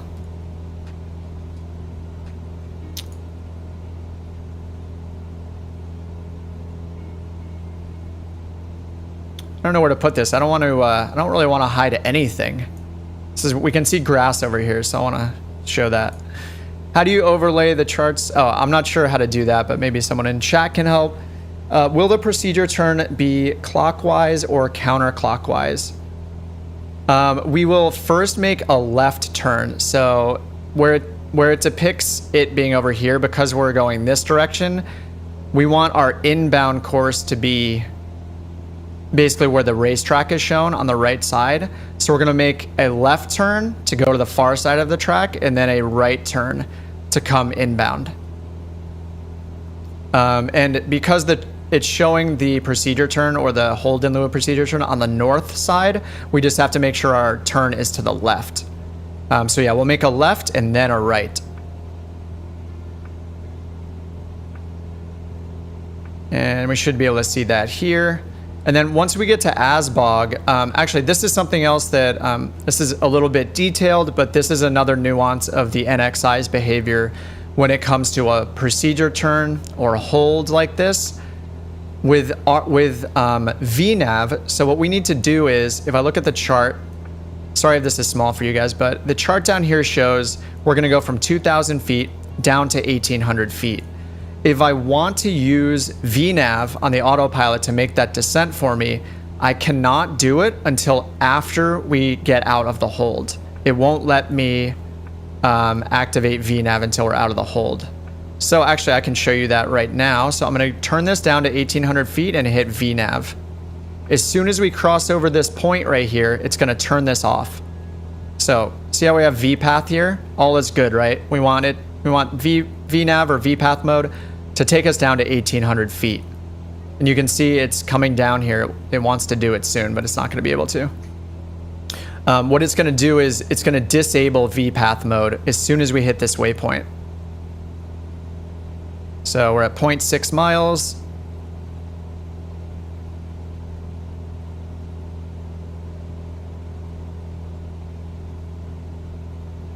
And now we're about to hit our initial approach fix, which is also the start of our hold or our procedure turn.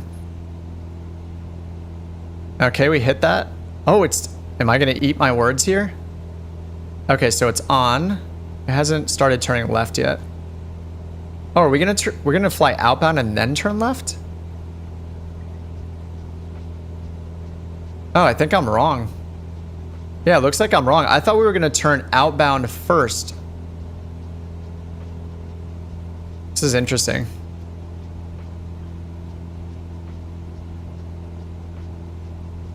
This doesn't seem preferable to turning left first. Oh, no, this does make sense. Right, it's because we can't have it, so we can't have it, so there's a chance that we cross over the final approach course line. So we have to do it on the north side. If we turned out left first and then turned right, then we may fly too far south on our turn back, but this way it's safer to intercept the final approach course, I think. That's interesting. I have so much more to learn about holds. Yeah, I thought we would make a left-hand turn and then a right-hand turn around, but I think this makes sense because if we took a left-hand turn and then we started timing our right-hand turn,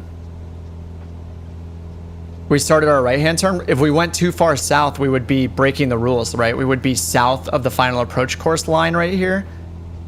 So if we do it this way, there's no chance really of us going too far south. Crazy. This makes a lot of sense in my brain now that I realize I'm wrong. But I don't know how to describe the rule though. Yes, we can hit approach now. We can hit it all the way up until the final approach fix, which is up here, which is IGNAC.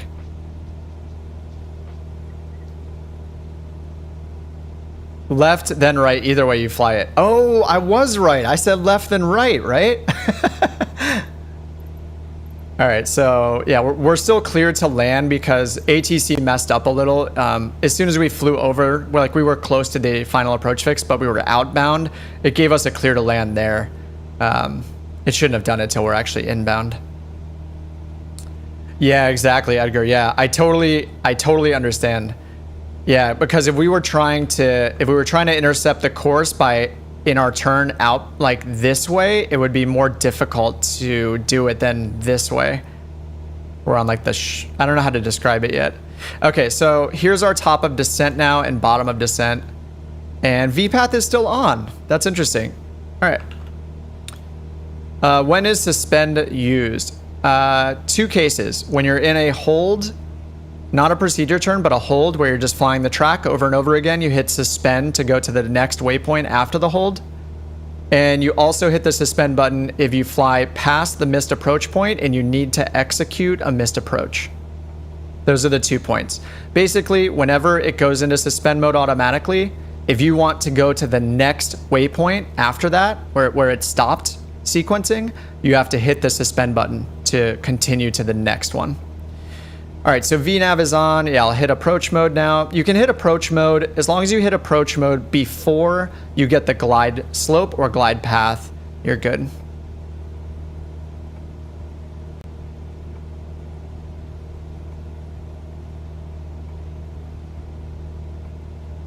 Fly a hold clockwise. Yeah, procedure turns, I thought standard turns are right. Standard traffic pattern is left. Standard turns for a procedure turn and a hold are right-hand turns. So is there something here that says it's a left-hand turn? I'm not sure. Anyway, I'm just going to continue on here. So we have the runway up ahead. I'm already pretty slow. I'm at 100 knots. We have approach mode on. We're not yet at the final approach fix, so we're heading to the final approach fix. We already got an abnormally early clear to land permission from ATC, so we're good there. They said wind was calm. 2.1 miles to the final approach fix.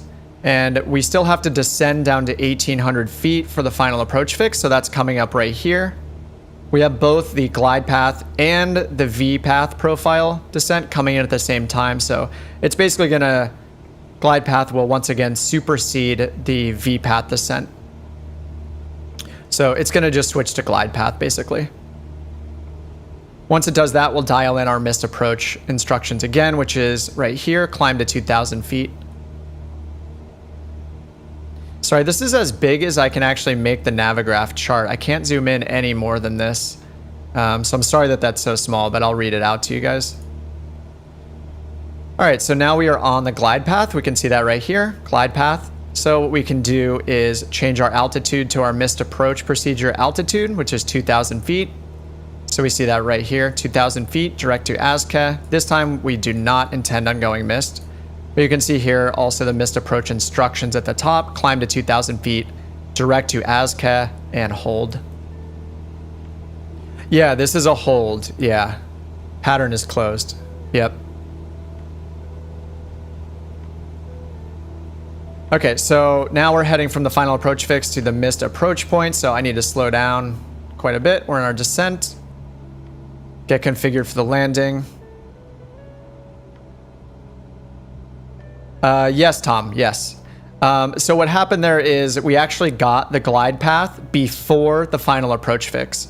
But I did have VNAV set up, the VNAV descent set up to take us down to 1,800. We just happened to get the glide path before the VNAV descent even got started. It happened at the same time, so that's why the glide path is activated. It was activated earlier before the final approach fix. But yes, the requirement was 1,800 by the final approach fix.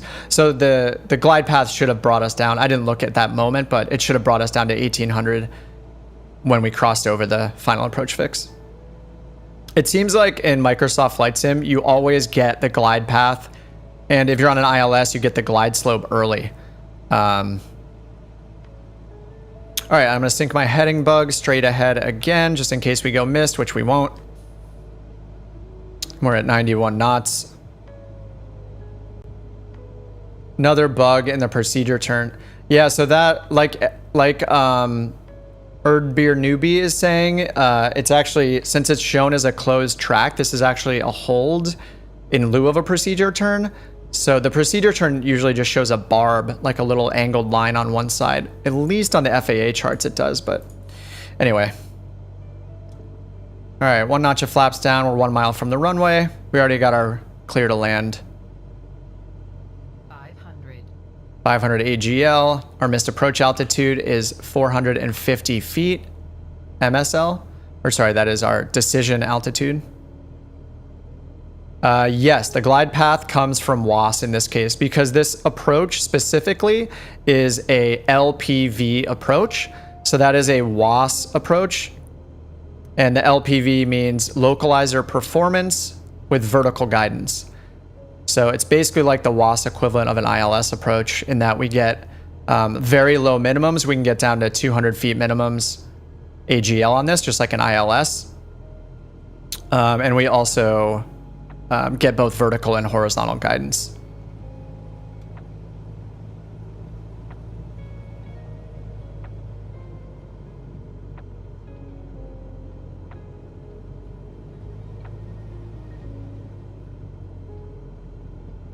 Until I'm visual, yes. Wow, this music's so soothing.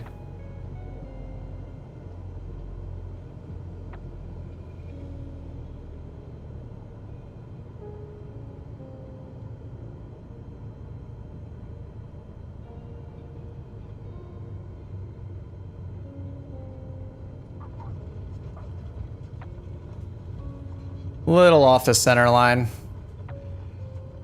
Oh, I'm gonna miss that taxiway. All right, we're gonna go to the next one. I wish I could pull up, let's see, I can pull up the taxiway diagram here, right? I click here, open charts list, Brooksville, taxi, airport info. There we go. We got our taxiway diagram. Yeah, if you guys haven't used Navigraph and you have the money to spend on it, it's like I think you pay annually. I did not turn on the fuel pump. Cessna Kilo India Papa exit runway when able. All right, we're at Alpha 4.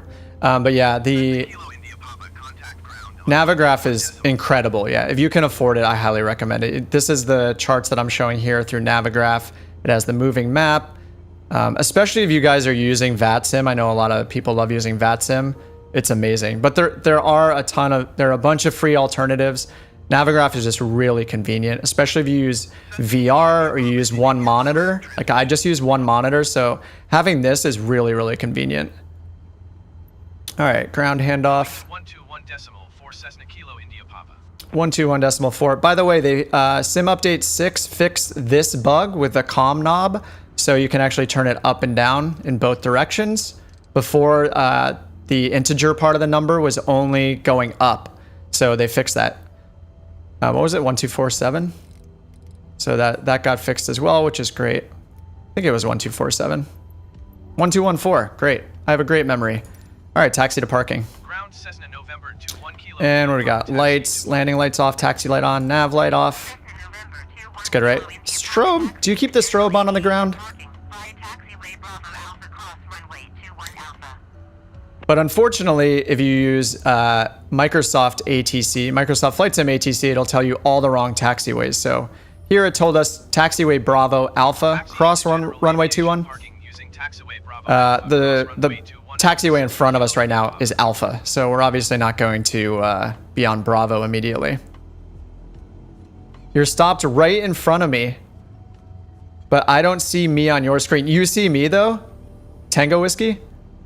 Strobe on. No. I'm spoiled by 4Flight. Yes, Tom. I use 4Flight whenever I'm not streaming, basically. I love it. I mainly got 4Flight because I'm a nerd, even though I'm not a real pilot. My partner flies, and I got it so when I'm flying with her, I can pull it up and feel like I'm doing something. It's also just, I mean, 4Flight is so fun to pull up on commercial flights. You know, if you just fly commercially, like the last time me and my girlfriend flew, she pulled up her 4Flight and she pulled in the entire flight plan for our flight using FlightAware, I think. And yeah, we knew every turn. We just sat there and nerded out together, and we were like, oh, they just cleared us direct to such and such a waypoint, because we see ourselves, you know, make a turn off of course slightly, and yeah, it was really cool.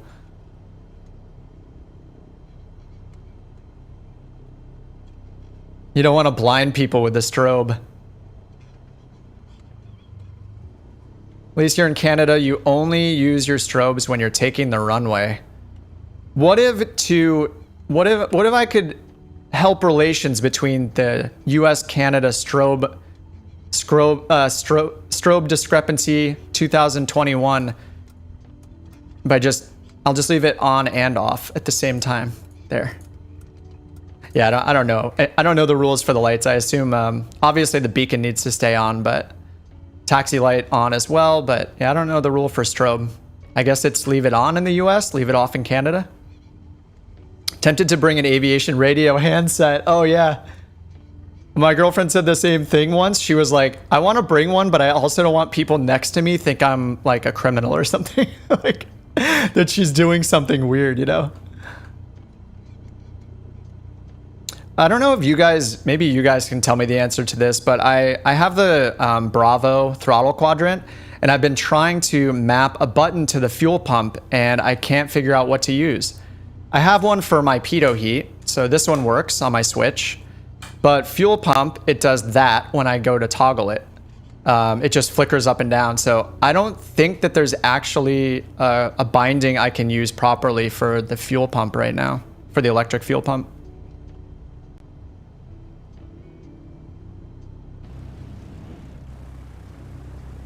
Oh, I see Subdued Rat back there. Hello, my friend. He's in the DA-40. I think for the next flight, I'm going to do another flight. I want to do a flight into the same airport, but I want to do the... You know, the LNAV, VNAV, they have an approach here for LNAV, VNAV. Or L/VNAV.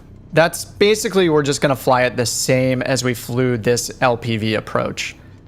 It's technically a different type of approach, but we will get both vertical and lateral guidance. So I think I want to do like the LNAV plus V. I'm really just going to get to parking. I'm going to speed my way to parking. Sorry, this is taking forever.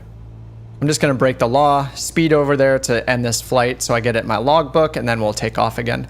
But I want to do a different flight type. I want to do the the LNAV plus V, so advisory vertical guidance. Just because... Oh, here, this is where I should turn on my landing lights, right? There we go. Just because I want to see the vertical guidance in action. The advisory vertical guidance for the approach in action. Button has to bind a fuel pump on and fuel pump off. Yeah, I tried that one, but it doesn't... At least maybe I wasn't in the Cessna 172, but it didn't do anything for me. I think it's not for the electric fuel pump. Yeah, so here if I go under controls, Bravo throttle. In Canada, the beacon is only on the apron, nav lights when taxiing, and strobes when taking the runway. Oh, should I have my nav lights on in the US as well when I'm taxiing? So here if I search for pump, yeah, this is what I have it on right now is toggle electric fuel pumps. So I'll clear this one. And then yeah, there is a fuel pump on and off, but I don't think it's for the electric fuel pump. I'll try it right now though. So on. Something else that's weird I noticed is, so if I hit this, I'm going to hit down. Did they fix this? Yeah, I can't hit validate until I flip the switch again. Now I can validate. It's a really weird bug. Okay, pump on and pump off. Let's see if this works. I don't think this worked in the other plane I tested in. Yeah, it doesn't work, see? On, off. I'm loudly flicking it so you can hear me. Yeah, it doesn't do anything I think it's because it has to use electric fuel pump, but there is no electric fuel pump on or electric fuel pump off shortcut.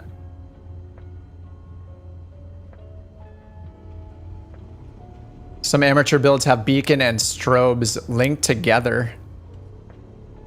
Huh.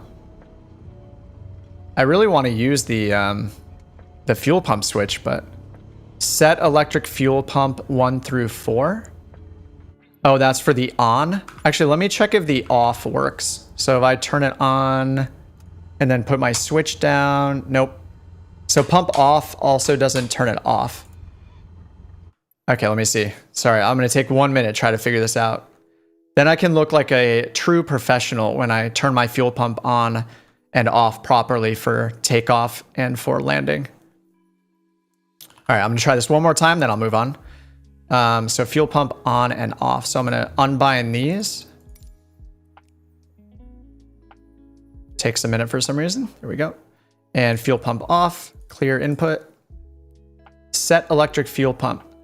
Okay, so here's set electric fuel pump 1. On switch. I'm just gonna test that one for now and see if it works. Okay. Oh, that works. Whoa, you know what's really weird? Wait, what the heck? You know what's really strange is I did not set the off switch, but when I move it to off, it turns it to off. So I think it's because with the Bravo, when you turn it on, it's basically hitting on over and over and over and over again. And then when it doesn't hit on anymore, it turns it off. That works. Erdsbeer newbie, thank you. I don't know how this works. Yeah, I didn't even set the off button press, the off switch to anything. All right, that works. Thank you so much, dude. Thank you, thank you, thank you. That's great. All right, I can do my fuel pump now. Now I have no excuses for accidentally not turning my fuel pump on during takeoff or turning it on during landing. Whoa. Speed bump. All right, let's park it, get credit in our logbook. Oh, that was a little messy. Yeah, thank you so much. I was trying to figure that out for like an hour yesterday. All right, parking brake on, and I'm gonna do the quick shortcut, which is just avionics off and pull the mixture. There we go. All right, back to main menu. All right, let's do a second one. We're gonna do one to the same airport, but this time I'm gonna do the LNAV plus V approach, which I've never tried before. So just gonna do it live. We'll see how this goes. All right, Lakeland was a little bit too far though. I think I wanna get something a little closer. Oops, and we're flying into Brooksville again. So if you guys wanna try joining for this second flight, up here in the menu, you wanna switch to West USA, right here. West USA. And then our departure airport is gonna be, let's pick something a little bit closer. This is a little closer, right? KVDF. Kilo Victor Delta Foxtrot for our departure, and then Brooksville. Kilo Bravo Kilo Victor. And then make sure you choose West USA. I'm sorry if it's a really bad ping for you. Whoa, my ping just went up to 174. It's a really bad ping for me too, I guess. And then I'm just gonna load it. I'm gonna load it on the runway this time, guys, just to save us some time on the stream.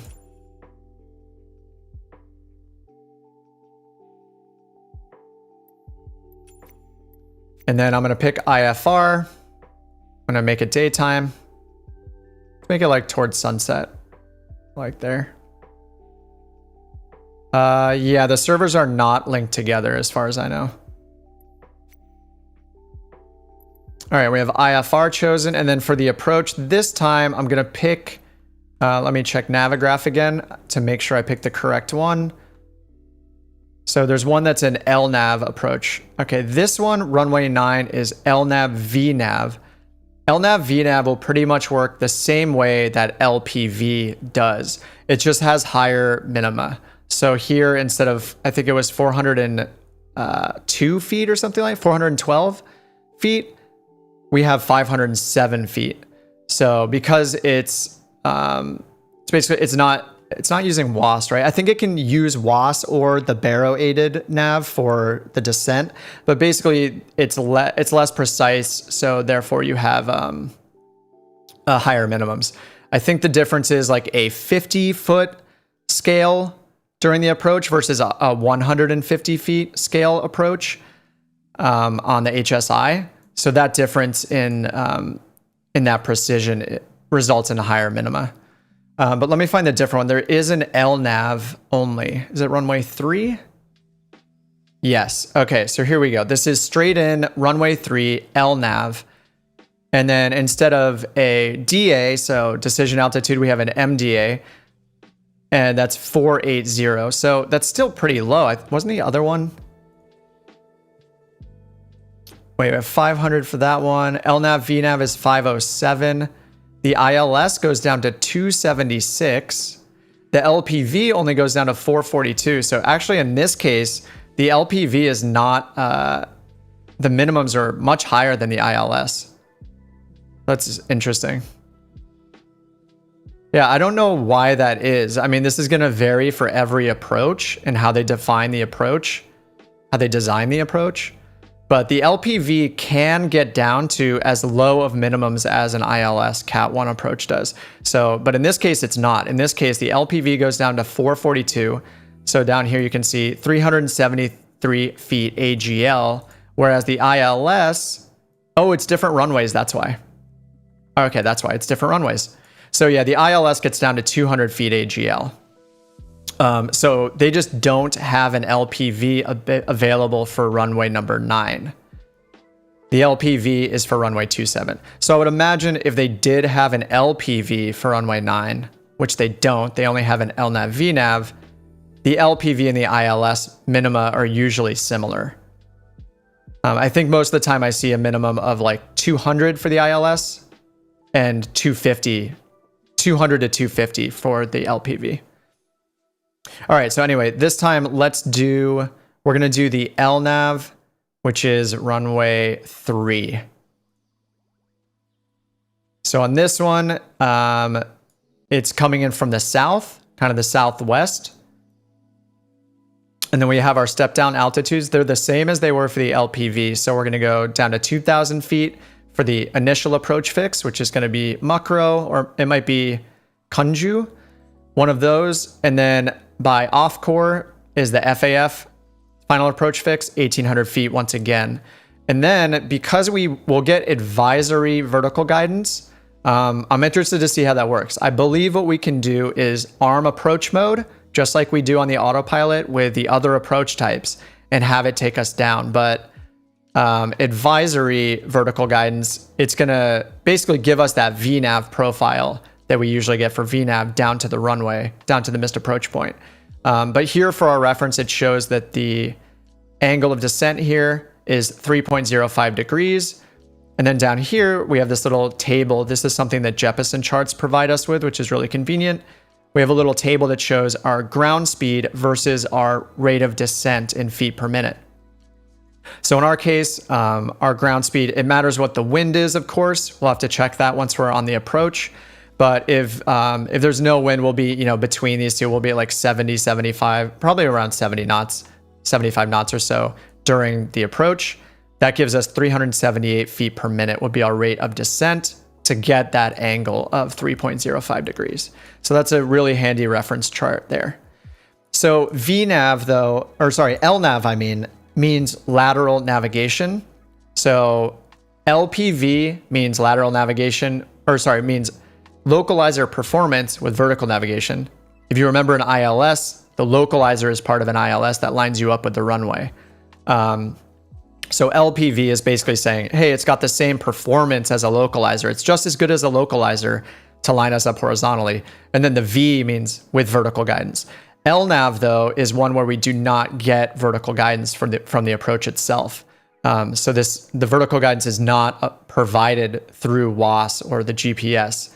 The vertical guidance that we do get is going to be a advisory vertical guidance. And that shows up as a little plus V after LNAV. So when we look in the sim, once we get into the G1000, we'll see that it says LNAV plus V, meaning it's a lateral navigation only approach. So it'll only line us up with the runway. And we will not get a glide slope or a glide path. We will only have advisory vertical guidance, which is basically what we get when we do VNAV descents. So what I'm interested in, I should know this, but I don't, and I'm going to try it, is see if the autopilot will follow that advisory vertical guidance down towards the runway or not. If it doesn't, our fallback is just to use vertical speed mode in the autopilot and dial in this 378 feet per minute, so call it 400 feet per minute, to get that descent angle down to the missed approach point down here. And our missed approach, our MDA in this case, 480 feet MSL, or 412 AGL. All right, let's get on with it. So in this case, I'm going to choose this approach on purpose to force us to use this approach. So this one is runway 3 at Brooksville. So here I'll choose RNAV 3. If you choose it here, it'll force air traffic control to give you this approach. If you don't care about air traffic control, you don't need to do this at all. I'm just doing it because I kind of like using air traffic control, even though it has a bunch of quirks. I like the company, And I'm going to start at the runway this time. Normally I start at parking, but for the sake of time, we're going to start right in on the runway, and I'm going to make it kind of sunset a little bit. There we go. It's getting dark. All right, let's go. So I'm going to load in right on the runway. If anybody's joining along again, just load in right on the runway. We'll just take off together. And then I'll bring this up using Navigraph in the sim as well, so we can see the window within there.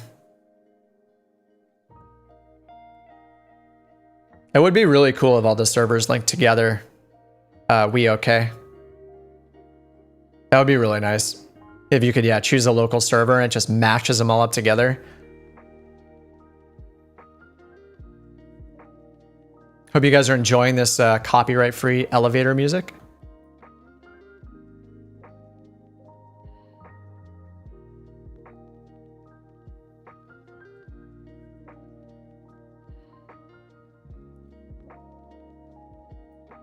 Load time's taking a little bit longer than normal. All right, there we go. The text is still changing, so that's a good sign. If that sim can do it, Microsoft should too. Yeah. I hope they do. Yeah, it would be really nice to, yeah, it would make it feel like an MMO or something, you know, massive multiplayer game instead of like a big-ish multiplayer game. I just checked some servers. Everyone says that they switched servers. What is, I'll do some research tonight. I want to figure out, there was a program, a random simmer I was watching on Twitch was using, and all the people that joined him, they were even using other flight sims. Some people were using X-Plane, and some people were using Prepared, and some people were using Microsoft Flight Sim. And it wasn't VATSIM, but it was another program that did the same thing. It was a multiplayer network, and it networked them all up together across sims. It wasn't part of VATSIM though, as far as I know. It was something separate. All right, this does not look like it's loading, right? I'm gonna give it like 1 more minute and then I'm gonna restart the sim. It looks like it does not want to load here. I thought that if you invited people to your group, it doesn't matter what server. Oh, could be. I don't have everyone here on my friends list, but and we could try that. I know there's just a couple of you joining, so if you want, it looks like I'm gonna have to restart the sim. So if you guys want, yeah, I'm gonna close it and reopen it here. If you guys want, we can try the group thing. If you want to add me to your friends list, the username is just KipOTG, like on the ground, KipOTG. If you want to add me, then we can try the group flight and see if that works. Then I think it doesn't let you see everyone else though, right? It'll only show you the people in your group. But we could test it out here and see if it works.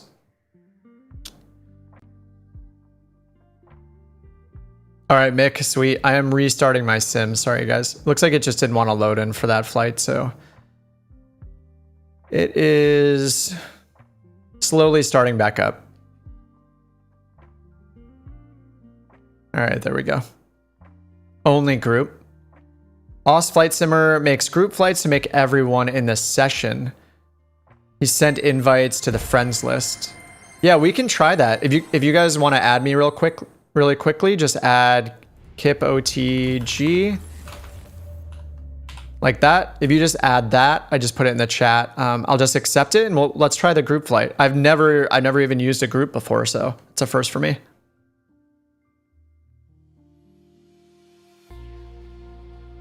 All right, Pedro, thanks for hanging out, man. Appreciate it. Hug you right back. Thanks for hanging out from Brazil. Have a good night, dude. No, Shane, Oz Flight Sim hasn't done that in a long time. Oh, he hasn't done that in a long time. Man, there was, I wish I knew what it was, but somebody somewhere was using something that was basically like a VATSIM multiplayer network without the ATC part. Checking for updates. All right.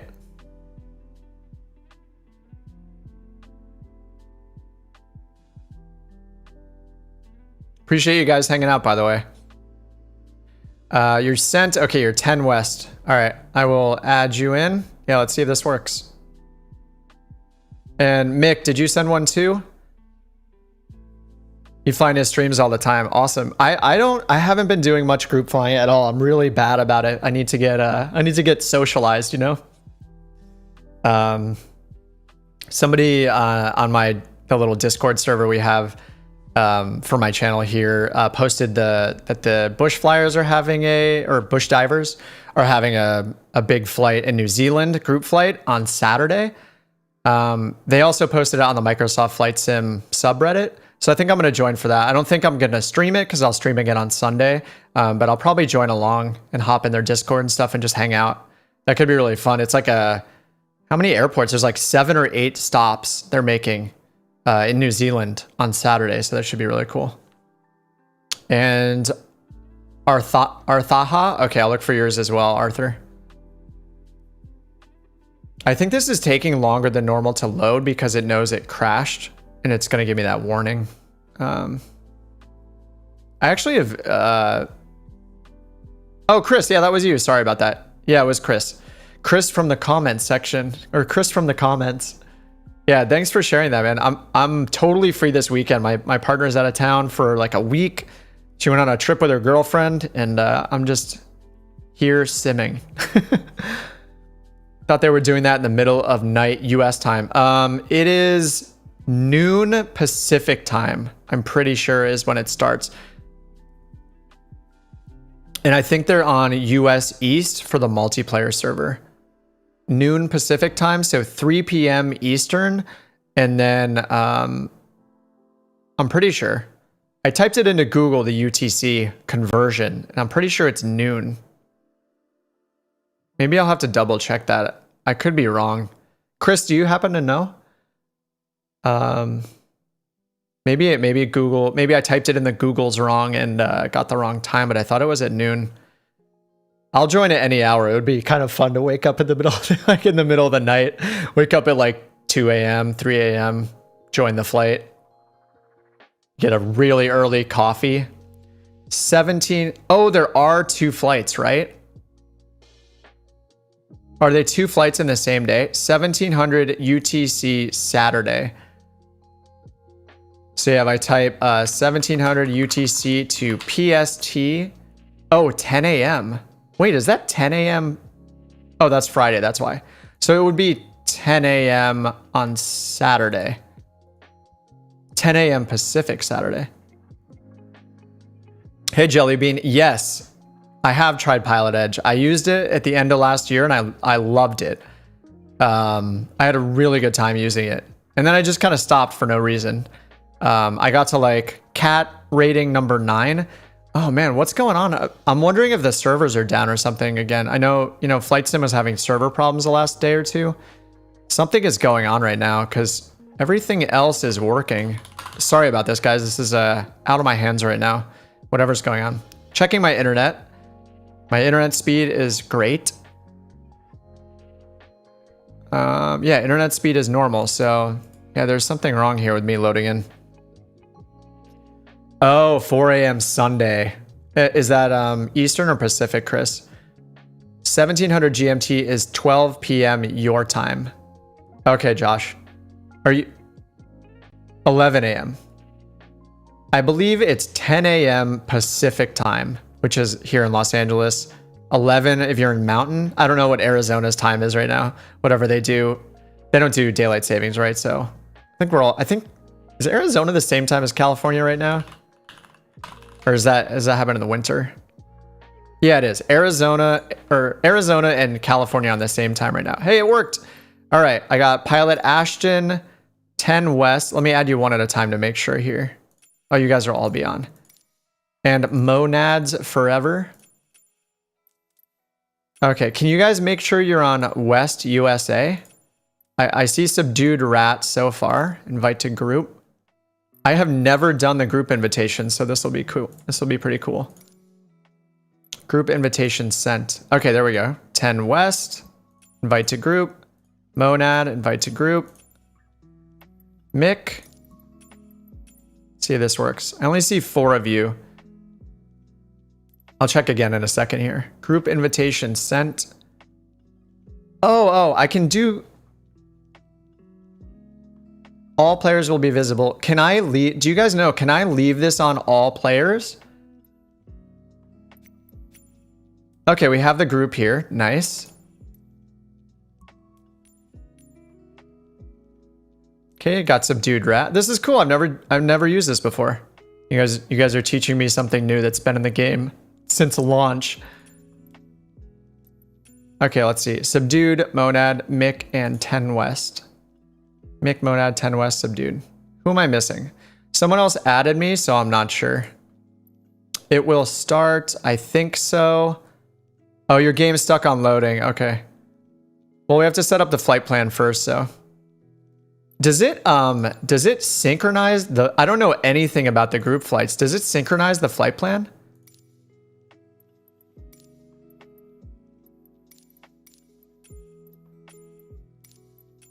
It's weird it's showing that, but I think we're already friends there, Mick. Invitation pending. Okay, so me and Subdued Rat are the only ones in so far. You guys might have to click the group thing at the top. Use group only. Okay. Sounds good. Group only. I'll use live traffic as well. All right, let's make it morning time. Oh yeah, okay. I see you guys loaded in down here. Invitation still pending for Monads, for Mick, and for 10 West.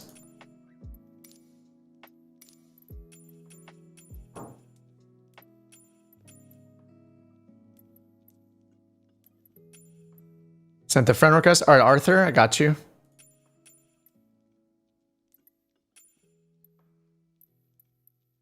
All right, so we're going runway 5 here at KVDF. I don't know if it syncs it or not.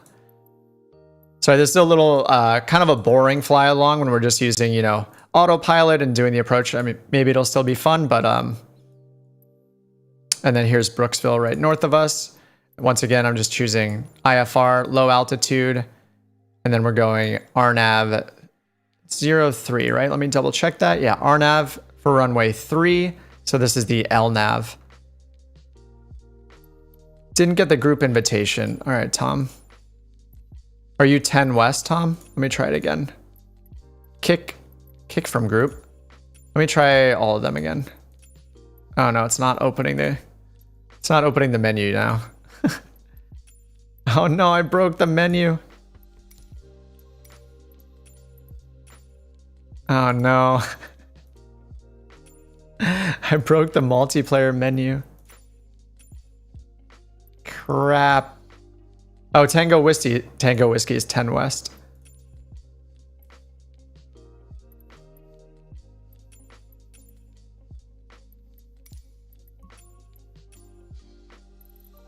Oh, I can't open the group menu anymore. No. Oh, Tom, you're Monads. Okay. Oh, the sim crashed. I might have to too. Look at, see the yeah, the multiplayer or the group window isn't opening for me anymore. Well, because I clicked it so many times, I just like bugged it out. Let me go back here. See if I can get it to fix it somehow.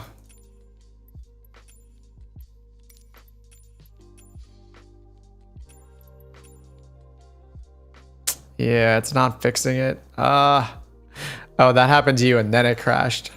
Maybe if I click it enough times, it'll crash.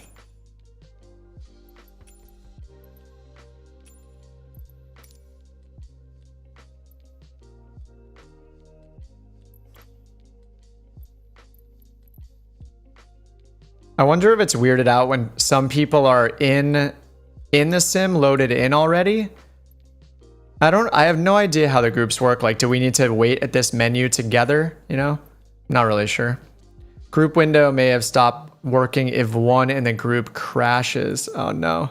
All right, I'm gonna restart it one more time. This is gonna be the last time though, just because everyone else is probably getting bored of watching this. Scumbagging. You're fine, Tom, don't worry about it. I'm gonna restart mine one more time. I'm gonna do the group invites and then we're gonna get started. If somebody's crashes, including mine, will just fly without me. We'll be fine. You guys will fly. I'll just, you know, I'll make the engine sounds and stuff on the stream. It'll be fine. Yeah, we'll give it one more shot. And then if mine doesn't crash, we'll just take off. But try to do it quickly for the sake of the other people watching.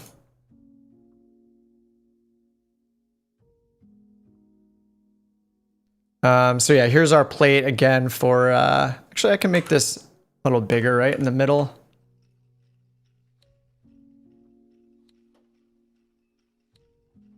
Navigraph, center, there we go.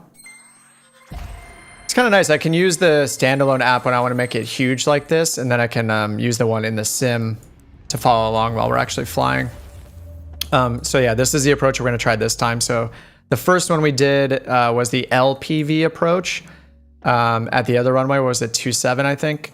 And this one is for runway 03, and it's an LNAV approach. So we're going to get lateral navigation only, but the NXi is going to give us vertical it's going to give us advisory vertical navigation. Basically like what it does when you fly, when you do a descent using VNAV, we're going to get that as well.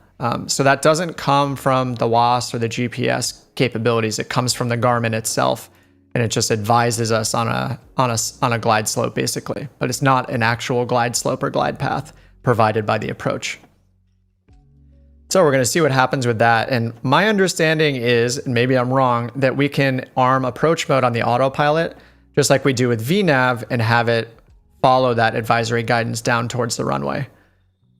And then our minima for this is 480 MSL,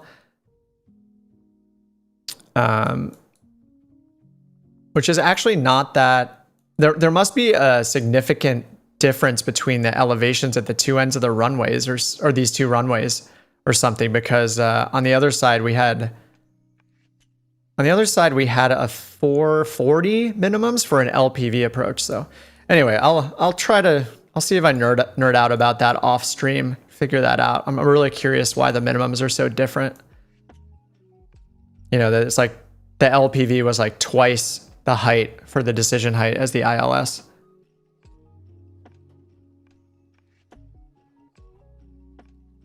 All right, loading again.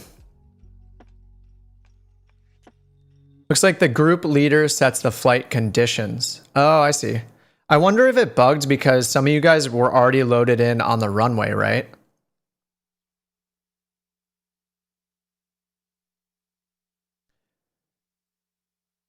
It would be amazing if the elevation is that different considering how flat it is. Yeah, it's probably not. It's a stupid guess. But I'm very curious why it is that way. I mean, it's probably just it's probably just obstacles, right? That would make the most sense. Perhaps my sim is bugged out. Oh, you were orbiting the airport. Yeah, I've never done the group flight, so I don't know if it expects all of us to be sitting at the home screen or not. We actually had pretty good luck on Sunday. We did like a group flight, like a scenic flight around the Cascades in Washington. We flew by Rainier and Mount St. Helens, and we had like 20 people. We did not do it with group. We just used all players.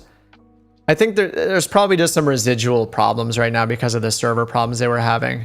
That was before Sim Update 6, so that was on Sunday. So it's possible they're still having some issues. Not touching anything until you get the invite. All right. Yeah, that was really fun. A bunch of you guys joined. I totally had a great time. It was really fun. I'm not the best tour guide as far as, I saw somebody was asking questions about like, trivia kind of questions, like the history of the area you're flying by. And I'm more of a technical, like, just gaze with my eyes person more than like a trivia minded person when I fly, I think. I just want to, I want to know what city I'm near or what the landmark is, but not necessarily like dive into all the history of it or anything. There is I haven't used it, but I saw it posted a few times that there's basically like a guided tour app that you can use with Microsoft Flight Sim. And it's like a radio you turn on, and it'll give you a voiced guided tour of the flight you're taking, like the bush trip you're taking.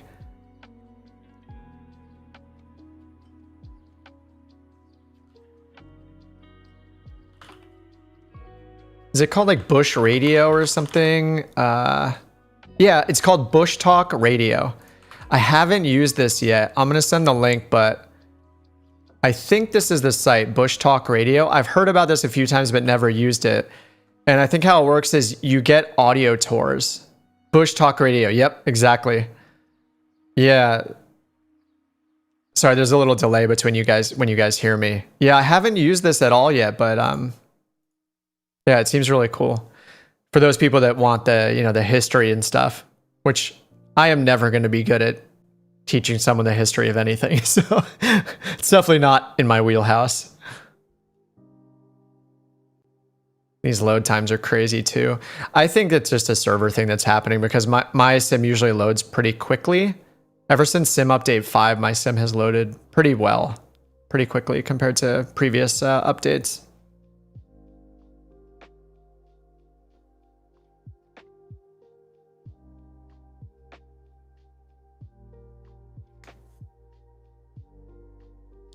Come on, sim.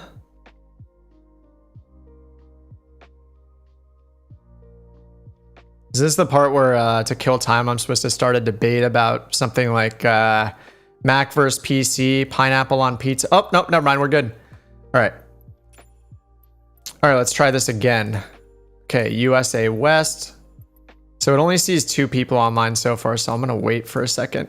Let me go in here first and just start the flight plan.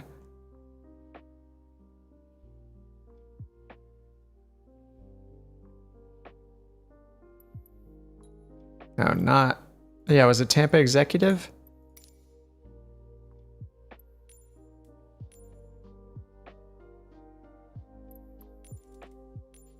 And runway 3. Whoa, you see that? That's so weird. Learned about the history of the NXi bugs from your channel.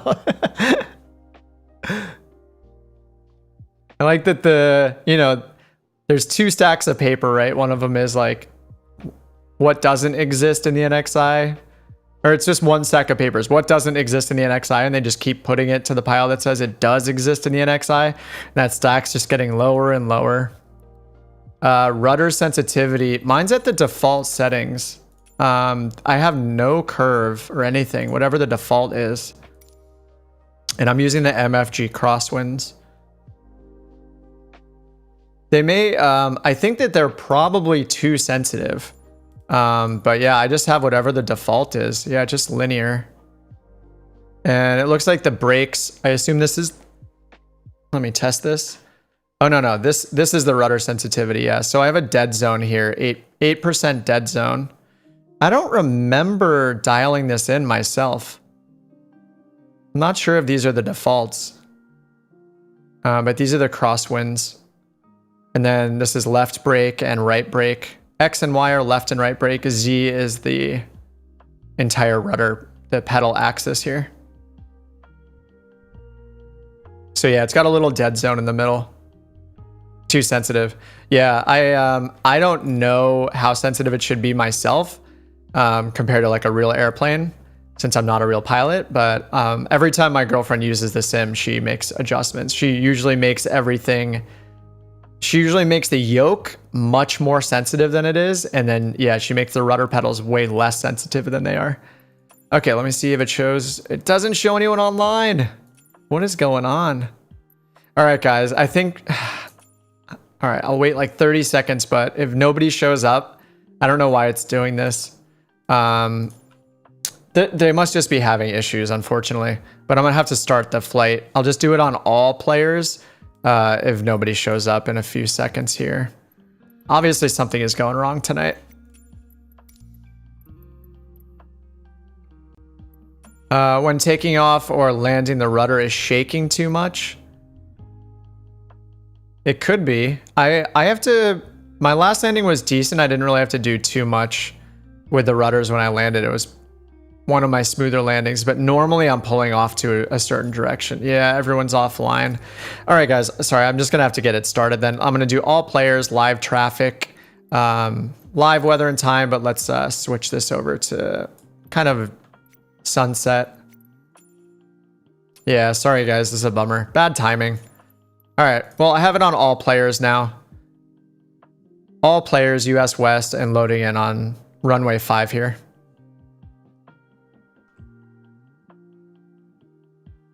And I'm just gonna leave this up in case we need a close-up of the approach plate, and the rest of it I'll load up in the sim.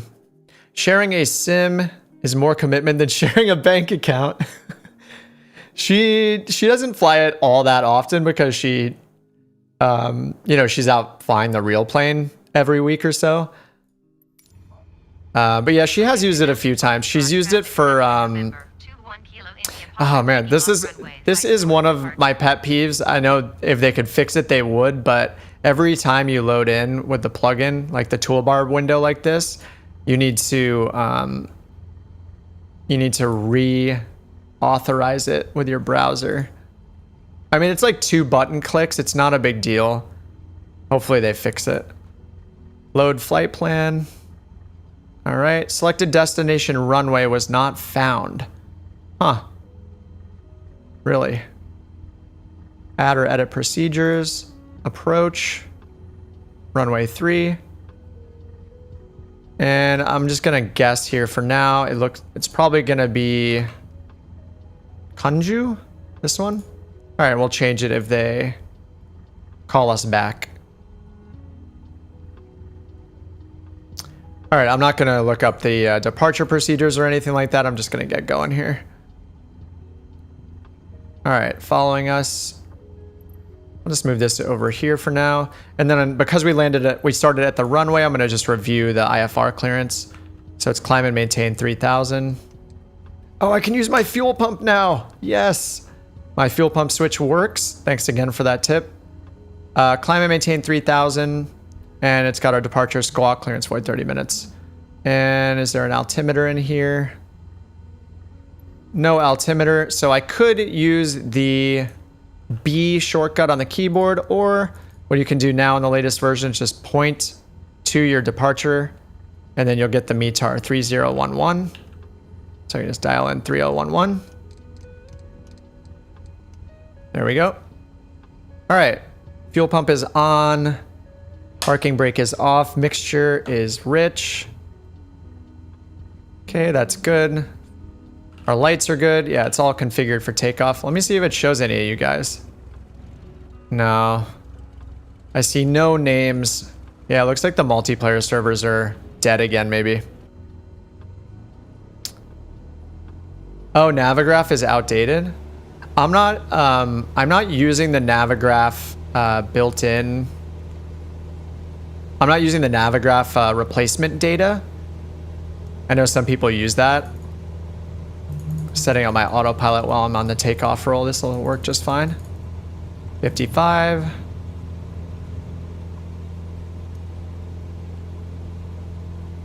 Using flight level change. All right, there's 81. Sync to the heading bug. All right, we're pitching for 75 knots.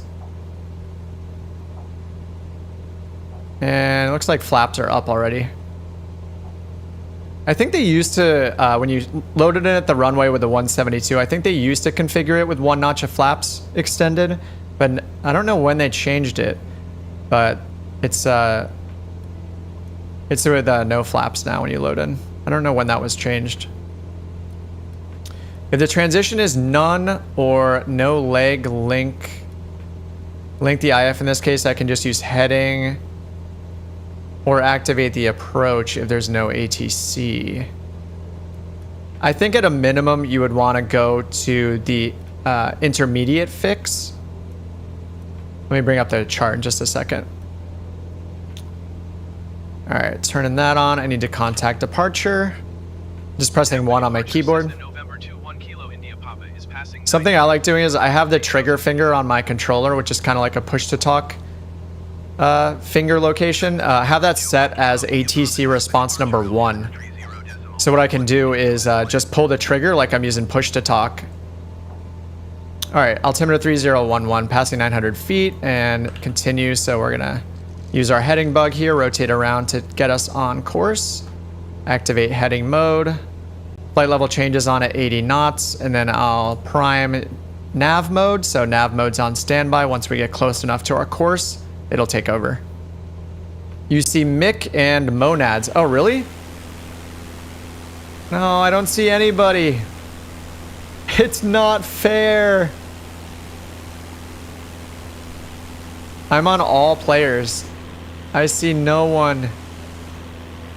It doesn't like me. All right, so now we're flying onto course over here. All right, on our way to, it's our first waypoint called, oh, it's the IAF, it's called Kunju. So Casper, let's see, you're saying if the transition is none, I can just use heading or activate the approach if there's no ATC. So if you're talking, are you talking about like a untowered airport that has, say, that has an RNAV approach? Like even if you don't have ATC, you would fly the approach as described. So in this case, I'm coming in on this waypoint. Kunju is my IAF. It's telling me I don't do the procedure turn, and then I fly. You know, I just follow the steps, right? I fly from Kunju to Mukro to off core to forec, and then I'm landing. And in this case, off core is the IAF.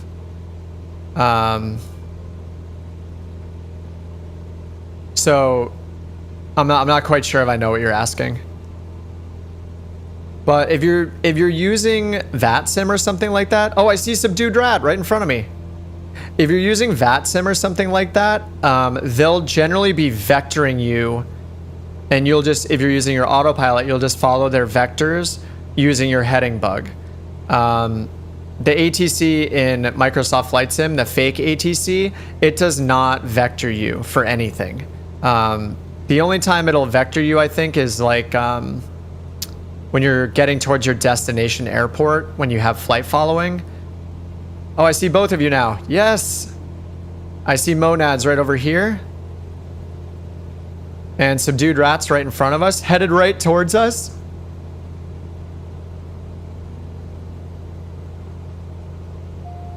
I'm gonna veer to the left a little here so we don't crash.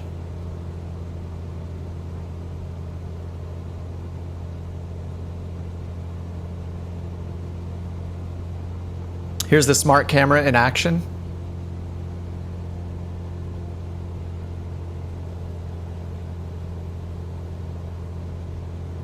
Yeah, Casper, but generally you're gonna fly the vertical. If you're getting vectors, that's ATC is gonna give you headings to fly when you need to fly them. They'll say, you know, they'll say turn left heading 300 or something like that. Oh, look, it's all lagging out now. Yeah, something is very wrong, isn't it? All right, autopilot's back on. Yeah, so I don't use VATSIM much and I don't fly in real life, but my understanding is generally they're gonna give you vectors to your final approach course instead of you flying the entire approach point by point by point, but you should be loading the approach in just so you have it as a reference, and so that if you need to, if they have you go direct to any of these points in the approach procedure, you can always highlight that point and do direct enter enter if they tell you to go direct to a point. So in this case, if the VATSIM controller said to go direct muckrow, I would be able to highlight muckrow, hit direct, and then hit enter twice, enter, enter, and then that'll set that as my active waypoint and take me directly to muckrow. Or so they might do that, or they might say something like, cleared for RNAV runway 03, expect vectors to final or something like that, which means they'll tell you turn heading 300, turn right for heading 270, and then they'll say intercept the localizer or something like that if you're flying an ILS. They'll give you those instructions. But you'll also need to be flying, still flying the constraints here for the altitudes. But they may also be giving you those constraints as well. They may say turn left heading 270, descend and maintain 2000. So you just, always follow their instructions primarily. And I think the default is to assume that you're going to fly to your initial approach fix and then fly to every waypoint as described, unless they give you an instruction that is different than that. All right, so we're at 3,000 feet, 2,400 on the RPMs. I'm gonna break the speed rules here. I'm just gonna max this out, see if I can catch up. Catching up to, oh, so here's some dude right here. We're good. Clear enough, all good. Yeah, but if you're flying VATSIM, you're doing something that I don't do right now. So, take it with a grain of salt because I don't fly on VATSIM. Oh, Azure. Oh no, we're gonna get the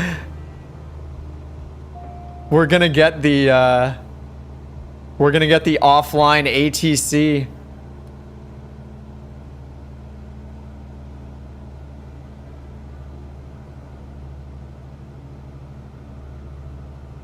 I see a DA-40 and it looks beautiful. Cessna Kilo India Papa, did you hear my last It's time for the drunk air traffic controllers. Oh no. Maintain present heading and altitude. Expect RNAV runway tree approach via Kunja transition cleared to Kunja Cessna Kilo India Papa. All right, so that's actually what we programmed in. I'm gonna cut subdued rat off here with my autopilot. while I do this. Okay, so we're cleared to Kunja as expected. Runway 3 approach. Maintain present. Lean for max power. So K2 is telling me about the lean assist. The last time I had the stream, I was describing it the wrong way. So, oh, top of descent? Wait, no. We're not. Wait, why do we have bottom of descent? Oh, no. We do have bottom of descent. All right, let's just do this manually. We're already descending, so lucky me, I don't have to lean for max power. All right, descend and maintain 2,000 feet. We're so close to this airport already. I do want to get back on the autopilot though, because I want to. Well, I mean, we'll see the advisory guidance anyway, but. All right, descend and maintain 2,000. Yes, I copied. Descend and maintain 2,000 feet, Cessna Kilo India Papa. K2 is telling me about the lean mode, and I was basically leaning to peak first and then pressing assist, but you're actually supposed to press assist on the lean before that, the lean assist over here on the engine page. So I was using that incorrectly, but I do need to practice it more so I know what I'm talking about. I haven't done that quite yet. All right, I need to be at 2,000. I need to be at 2,000 like right now, and we're turning to the left.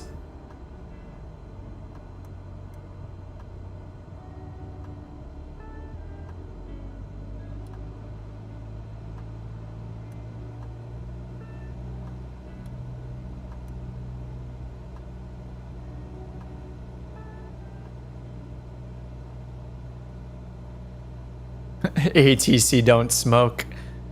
Something is going on in that tower, or in that control center. All right, 2,060 feet. I didn't put in the minimums yet. Let's bring this back up. Go up here. Open charts list. RNAV for runway 3.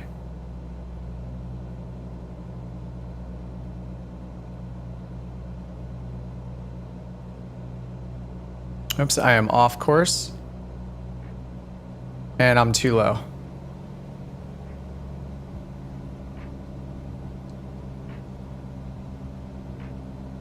All right, GPS is back on. 2,000 feet, and then next is gonna be 1,800, so I'm gonna set that up down to 1,800. V path is on. Adding my power back in here. Okay, so this one is an LNAV approach. So again, LNAV means lateral navigation. So just like the name suggests, there's no vertical navigation, but the G1000 is going to give us advisory vertical navigation. Basically like what it's doing right now, or what it was just doing, to get me down to 2,000 feet. Wait, why are we climbing? Cessna Kilo India Papa descent and maintain 1,800 feet. All right, I'm going vertical speed. I'm messing up every step of the way here. Okay, down to 1,800 feet. Descend and maintain 1,800 feet, Cessna Kilo India Papa. And I'm going to turn approach mode on early. Okay, here we go. So we have GP/V, and I've never seen this before, but I'm pretty sure it means that it's an advisory glide path, basically. So the V is the basically like plus V, so it's giving us an advisory vertical guidance down to the missed approach point. All right, we're turning right. She said to contact the tower. Going to 119. Oh, we're going to approach now. Cessna Kilo India Papa. Okay. Tampa approach Cessna November 21 Kilo India Papa 1,800 feet. Cessna November 21 India Papa Tampa approach altimeter. It's a child. 0.07, continue to off-grid as planned. All right. Minimums are 480 on this, so I'm dialing that in down here. 480. All right, and we're still in terminal area here. Okay, Muckrow to the FAF, 1,800 feet by the FAF. And down here we have 1,800 feet glide path on standby, which will be our advisory guidance. So soon this should switch to say VNAV, or sorry, LNAV plus V. And then I have approach mode armed, and I've never done this before, so I think what should happen is that we'll get... Yes! Oh, you're in the jet! Dude, I actually have the Falcon, and it looks like a Falcon. Wait, that's the Falcon, right? Yeah. That's awesome. All right, so off core, we're going down to 1800. We're already at 1800, so we're good there. And then forec, so at off core, we need to be going down at, let's check the wind. We have a 12 knot crosswind, which is gnarly, 112 knots on our ground speed. So that would put us at roughly 600 feet per minute if we stayed at 112 knots. But we do want to slow down. So I want to try to slow down. Let's try to slow down to about 95 knots ground speed at least. That'll get us 500 feet per minute down to the runway. Now I'm not sure what to expect with this advisory guidance. So I see it showing about minus 400 feet per minute right now. And over here, it's showing our waypoint here. Okay, so bottom of descent in a minute 12. Oh, the lag. All right, contact tower.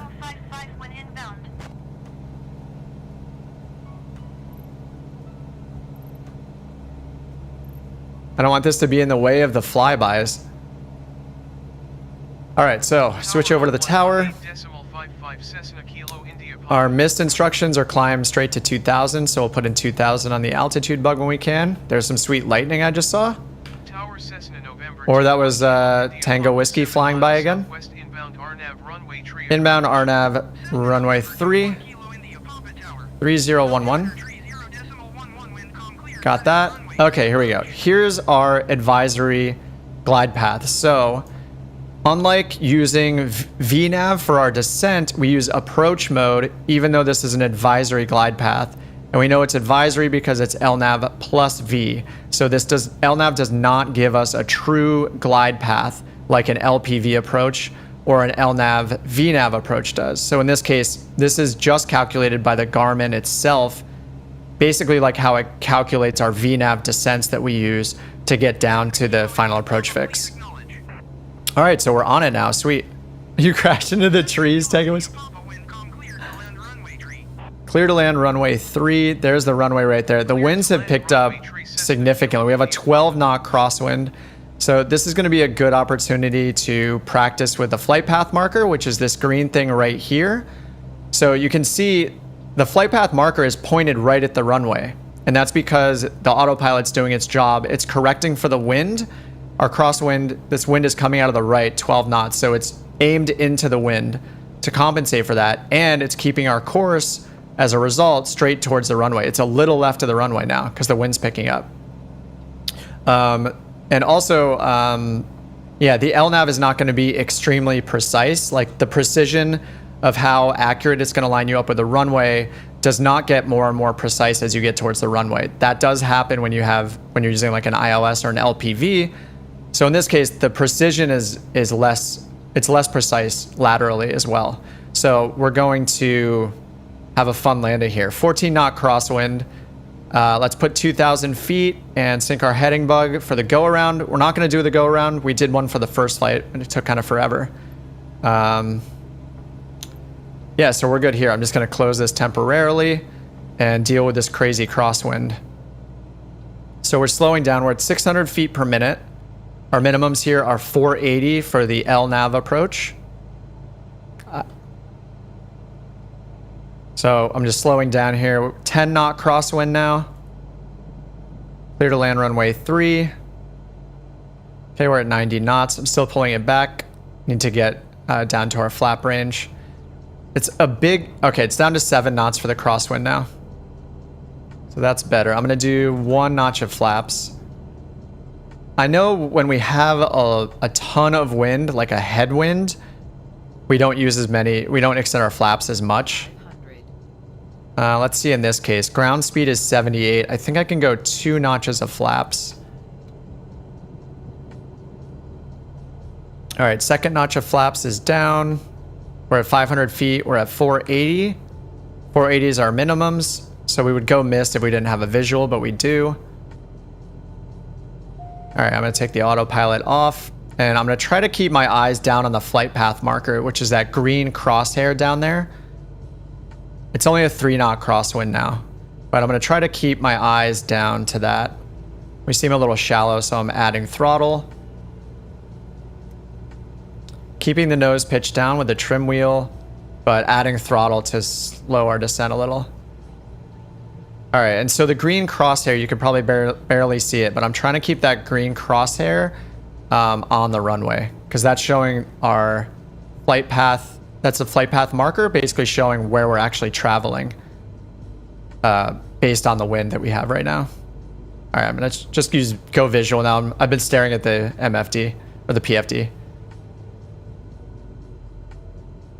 No, it doesn't call minimums yet. I think they're gonna be adding it.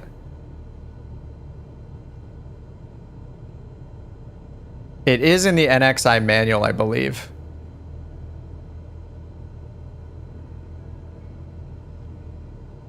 All right, a little late on the... little over the landing point. I'm happy with that. It was a little long, but that was pretty smooth. Yeah, the wind died down a lot there at the end, but thanks to autopilot. All right, that was awesome. So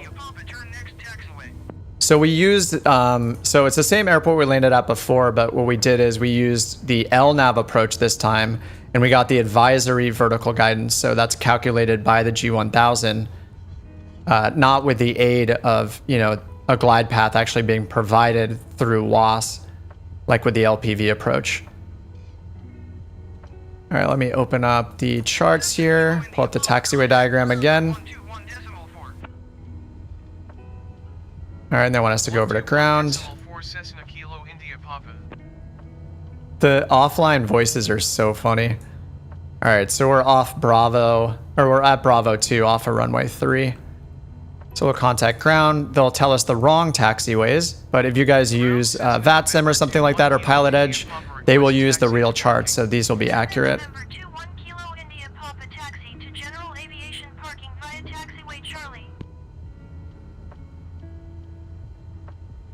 Okay, so they said to use taxiway Charlie, but there is no... Oh no, taxiway Charlie is way over here. It looks like there's Charlie 9.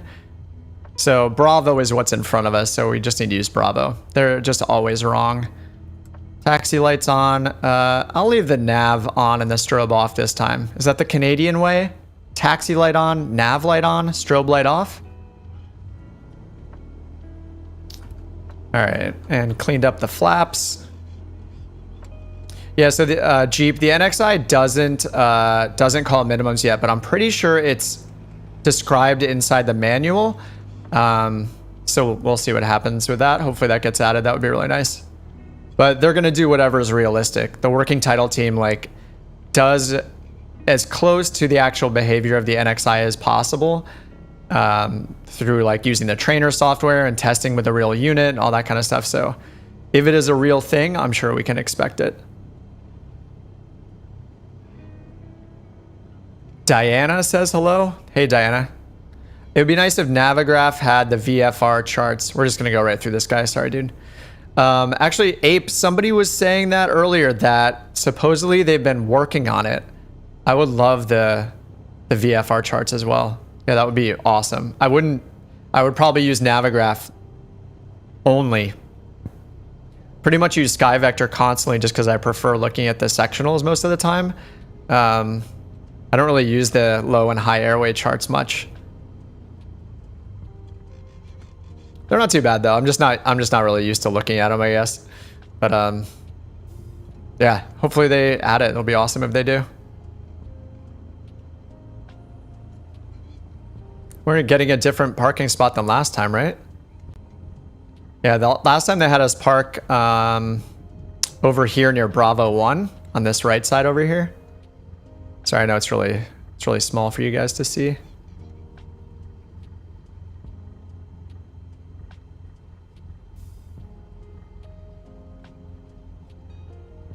Now the map's just gone completely.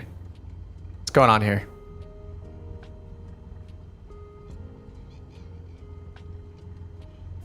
By the way, for you guys that use Navigraph, and if you use the add-on Navigraph data, it looks like there are some problems with Navigraph data and the approach types. So what I'm using right now is, I think we can watch Mick come in for his landing. What I'm using is, I'm just using the stock data. I'm not using the Navigraph data for the add-on. So if you guys are using that, you might want to temporarily not use it.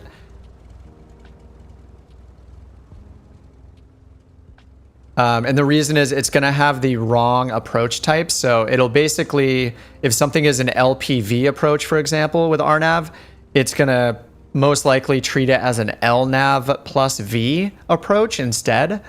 So you'll get the advisory glide path instead, the advisory vertical guidance instead of an actual glide path. So if you run into any of those issues, I would recommend, at least for now until Navigraph fixes it, deleting the Navigraph data and going with the stock Microsoft navigation data.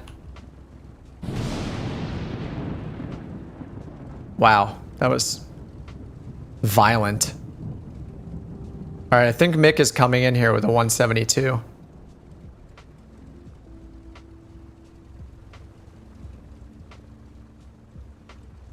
$700 feet. No pressure, Mick. You got it. I've stepped out of my plane, left the engine running very responsibly. Here comes 10 West and the Raptor. Yeah, it's very choppy. Oh, okay, it's getting a little bit better. Oh yeah, it's pretty choppy still, unfortunately.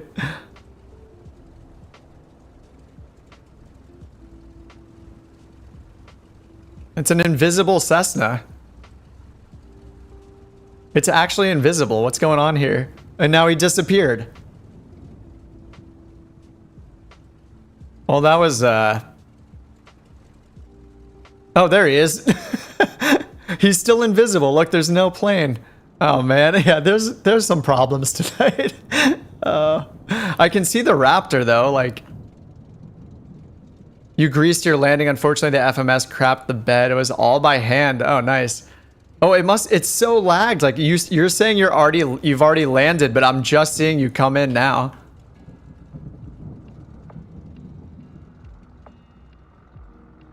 It's very laggy, but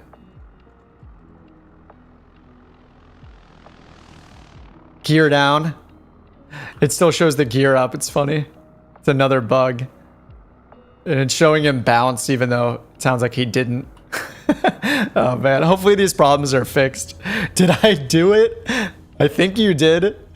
I just, you were invisible, so, you know, sorry. I can't control the visibility. Yeah, something's going on. Sorry. I wish I could have seen you land. It just, oh, you did bounce? Oh, it showed that a little, yeah.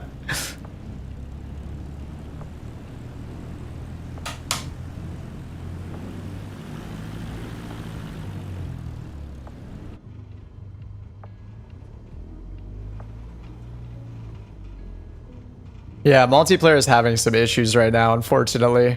Bummer. Yeah, hopefully they're fixed for this weekend. I'm definitely going to fly again on Sunday, do another stream, and yeah, it'll be great if we can actually see everybody not stuttering all over the place.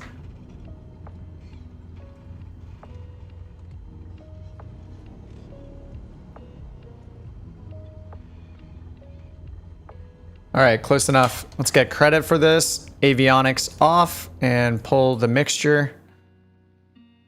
That was only 19 minutes. Cool. It felt like a lot longer than that. All right, what time is it? It is 8:19.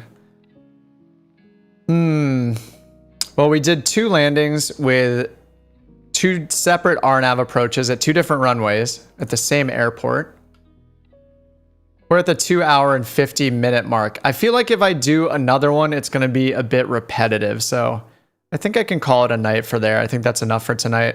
And yeah, we did the LPV approach. We did the missed approach procedure. I did it, if I'm rating myself, I did okay.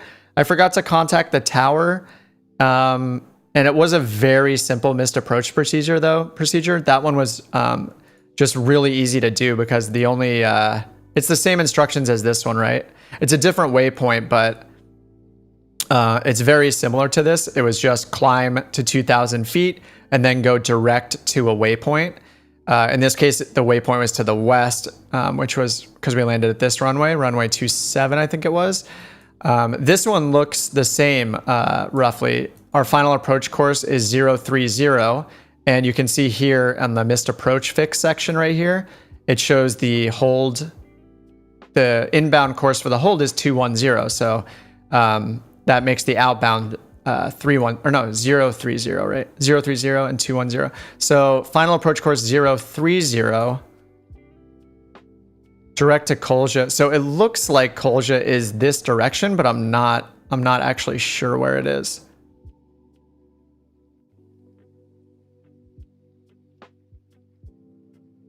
Right, yeah, this is right. So it does make sense. Yeah, our final approach course is 030 and the outbound course of the hold is 030. So we just fly runway heading straight to this Kolja waypoint and then hide there. And then hold there. Did I say hide? Yes, we hide there. So anyway, this missed approach is just as simple as the other one we did. So that was definitely a very easy one. There was no climbing left turn. There was no VOR to use as the nav for the hold point with a radial attached to it. So I think I'll need to learn, I need to practice some more of those complicated ones. And then another time we can do some more missed approach procedures that are way more complicated. I really lucked out. I honestly did not look at the missed approach procedure before planning using this airport tonight. So I just lucked out in getting a really easy one, which is just climb to 2,000, direct to a waypoint and hold.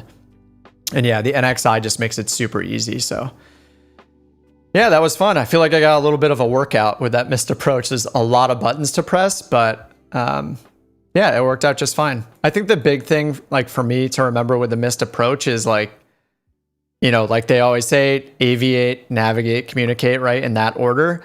And I always started thinking of the navigate first, like, oh man, where am I going to go? How am I going to set up the autopilot? And, you know, I'm on like short final thinking about how to set up the autopilot instead of just thinking, I'm going to go missed. I need to go to full power. I need to bring my nose up. I need to, you know, retract my flaps. And I need to get to the first altitude here. The first instruction, climb to 2,000 feet. And, you know, do that first. Then worry about, you know, setting up the autopilot and contacting ATC, like in that order. But yeah, so I feel a little scrambled on it, but yeah, it'll come to me with more practice, but I feel like that went pretty well. Tom says, I was right behind you on the taxiway. Everyone else just disappeared, Thanos style. Rip. Mock turtleneck, yes! Dude, I haven't talked to you since Flight Sim Expo. It's awesome to see you.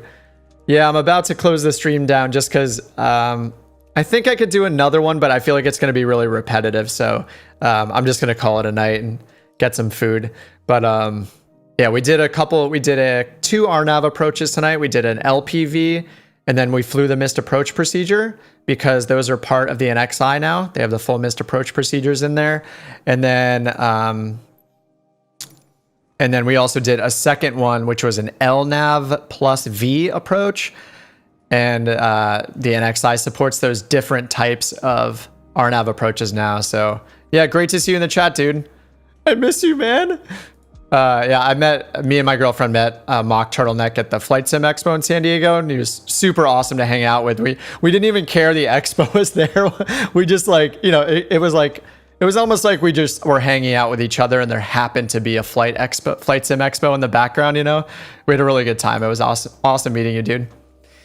All right, guys, cool. Thanks for joining. Thanks for hanging out in the stream. Tom and Arthur and Mick, thanks for at least trying to fly along in multiplayer. Hopefully on Sunday, if you guys are around, there aren't as many problems. We can fly together without all the lag and the Thanos happening.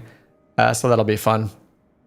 But I'll catch you guys on Sunday. I'll also be around this weekend. So Saturday, I'm going to join that flight for the bush divers flight in New Zealand. I'm going to do that. If you guys are in the Discord, Chris in the Discord, Chris V that's in the chat, posted the link to that. So I'm sure we'll be chatting about it in the next day or two, and hop on that on Saturday morning Pacific time and fly around. I won't stream that one, but then I'll stream again on Sunday, and I'll pick another one of those world tour flights. I think I should pick something outside of the US. That'll be fun. And we can do another group flight on Sunday because that was great last week.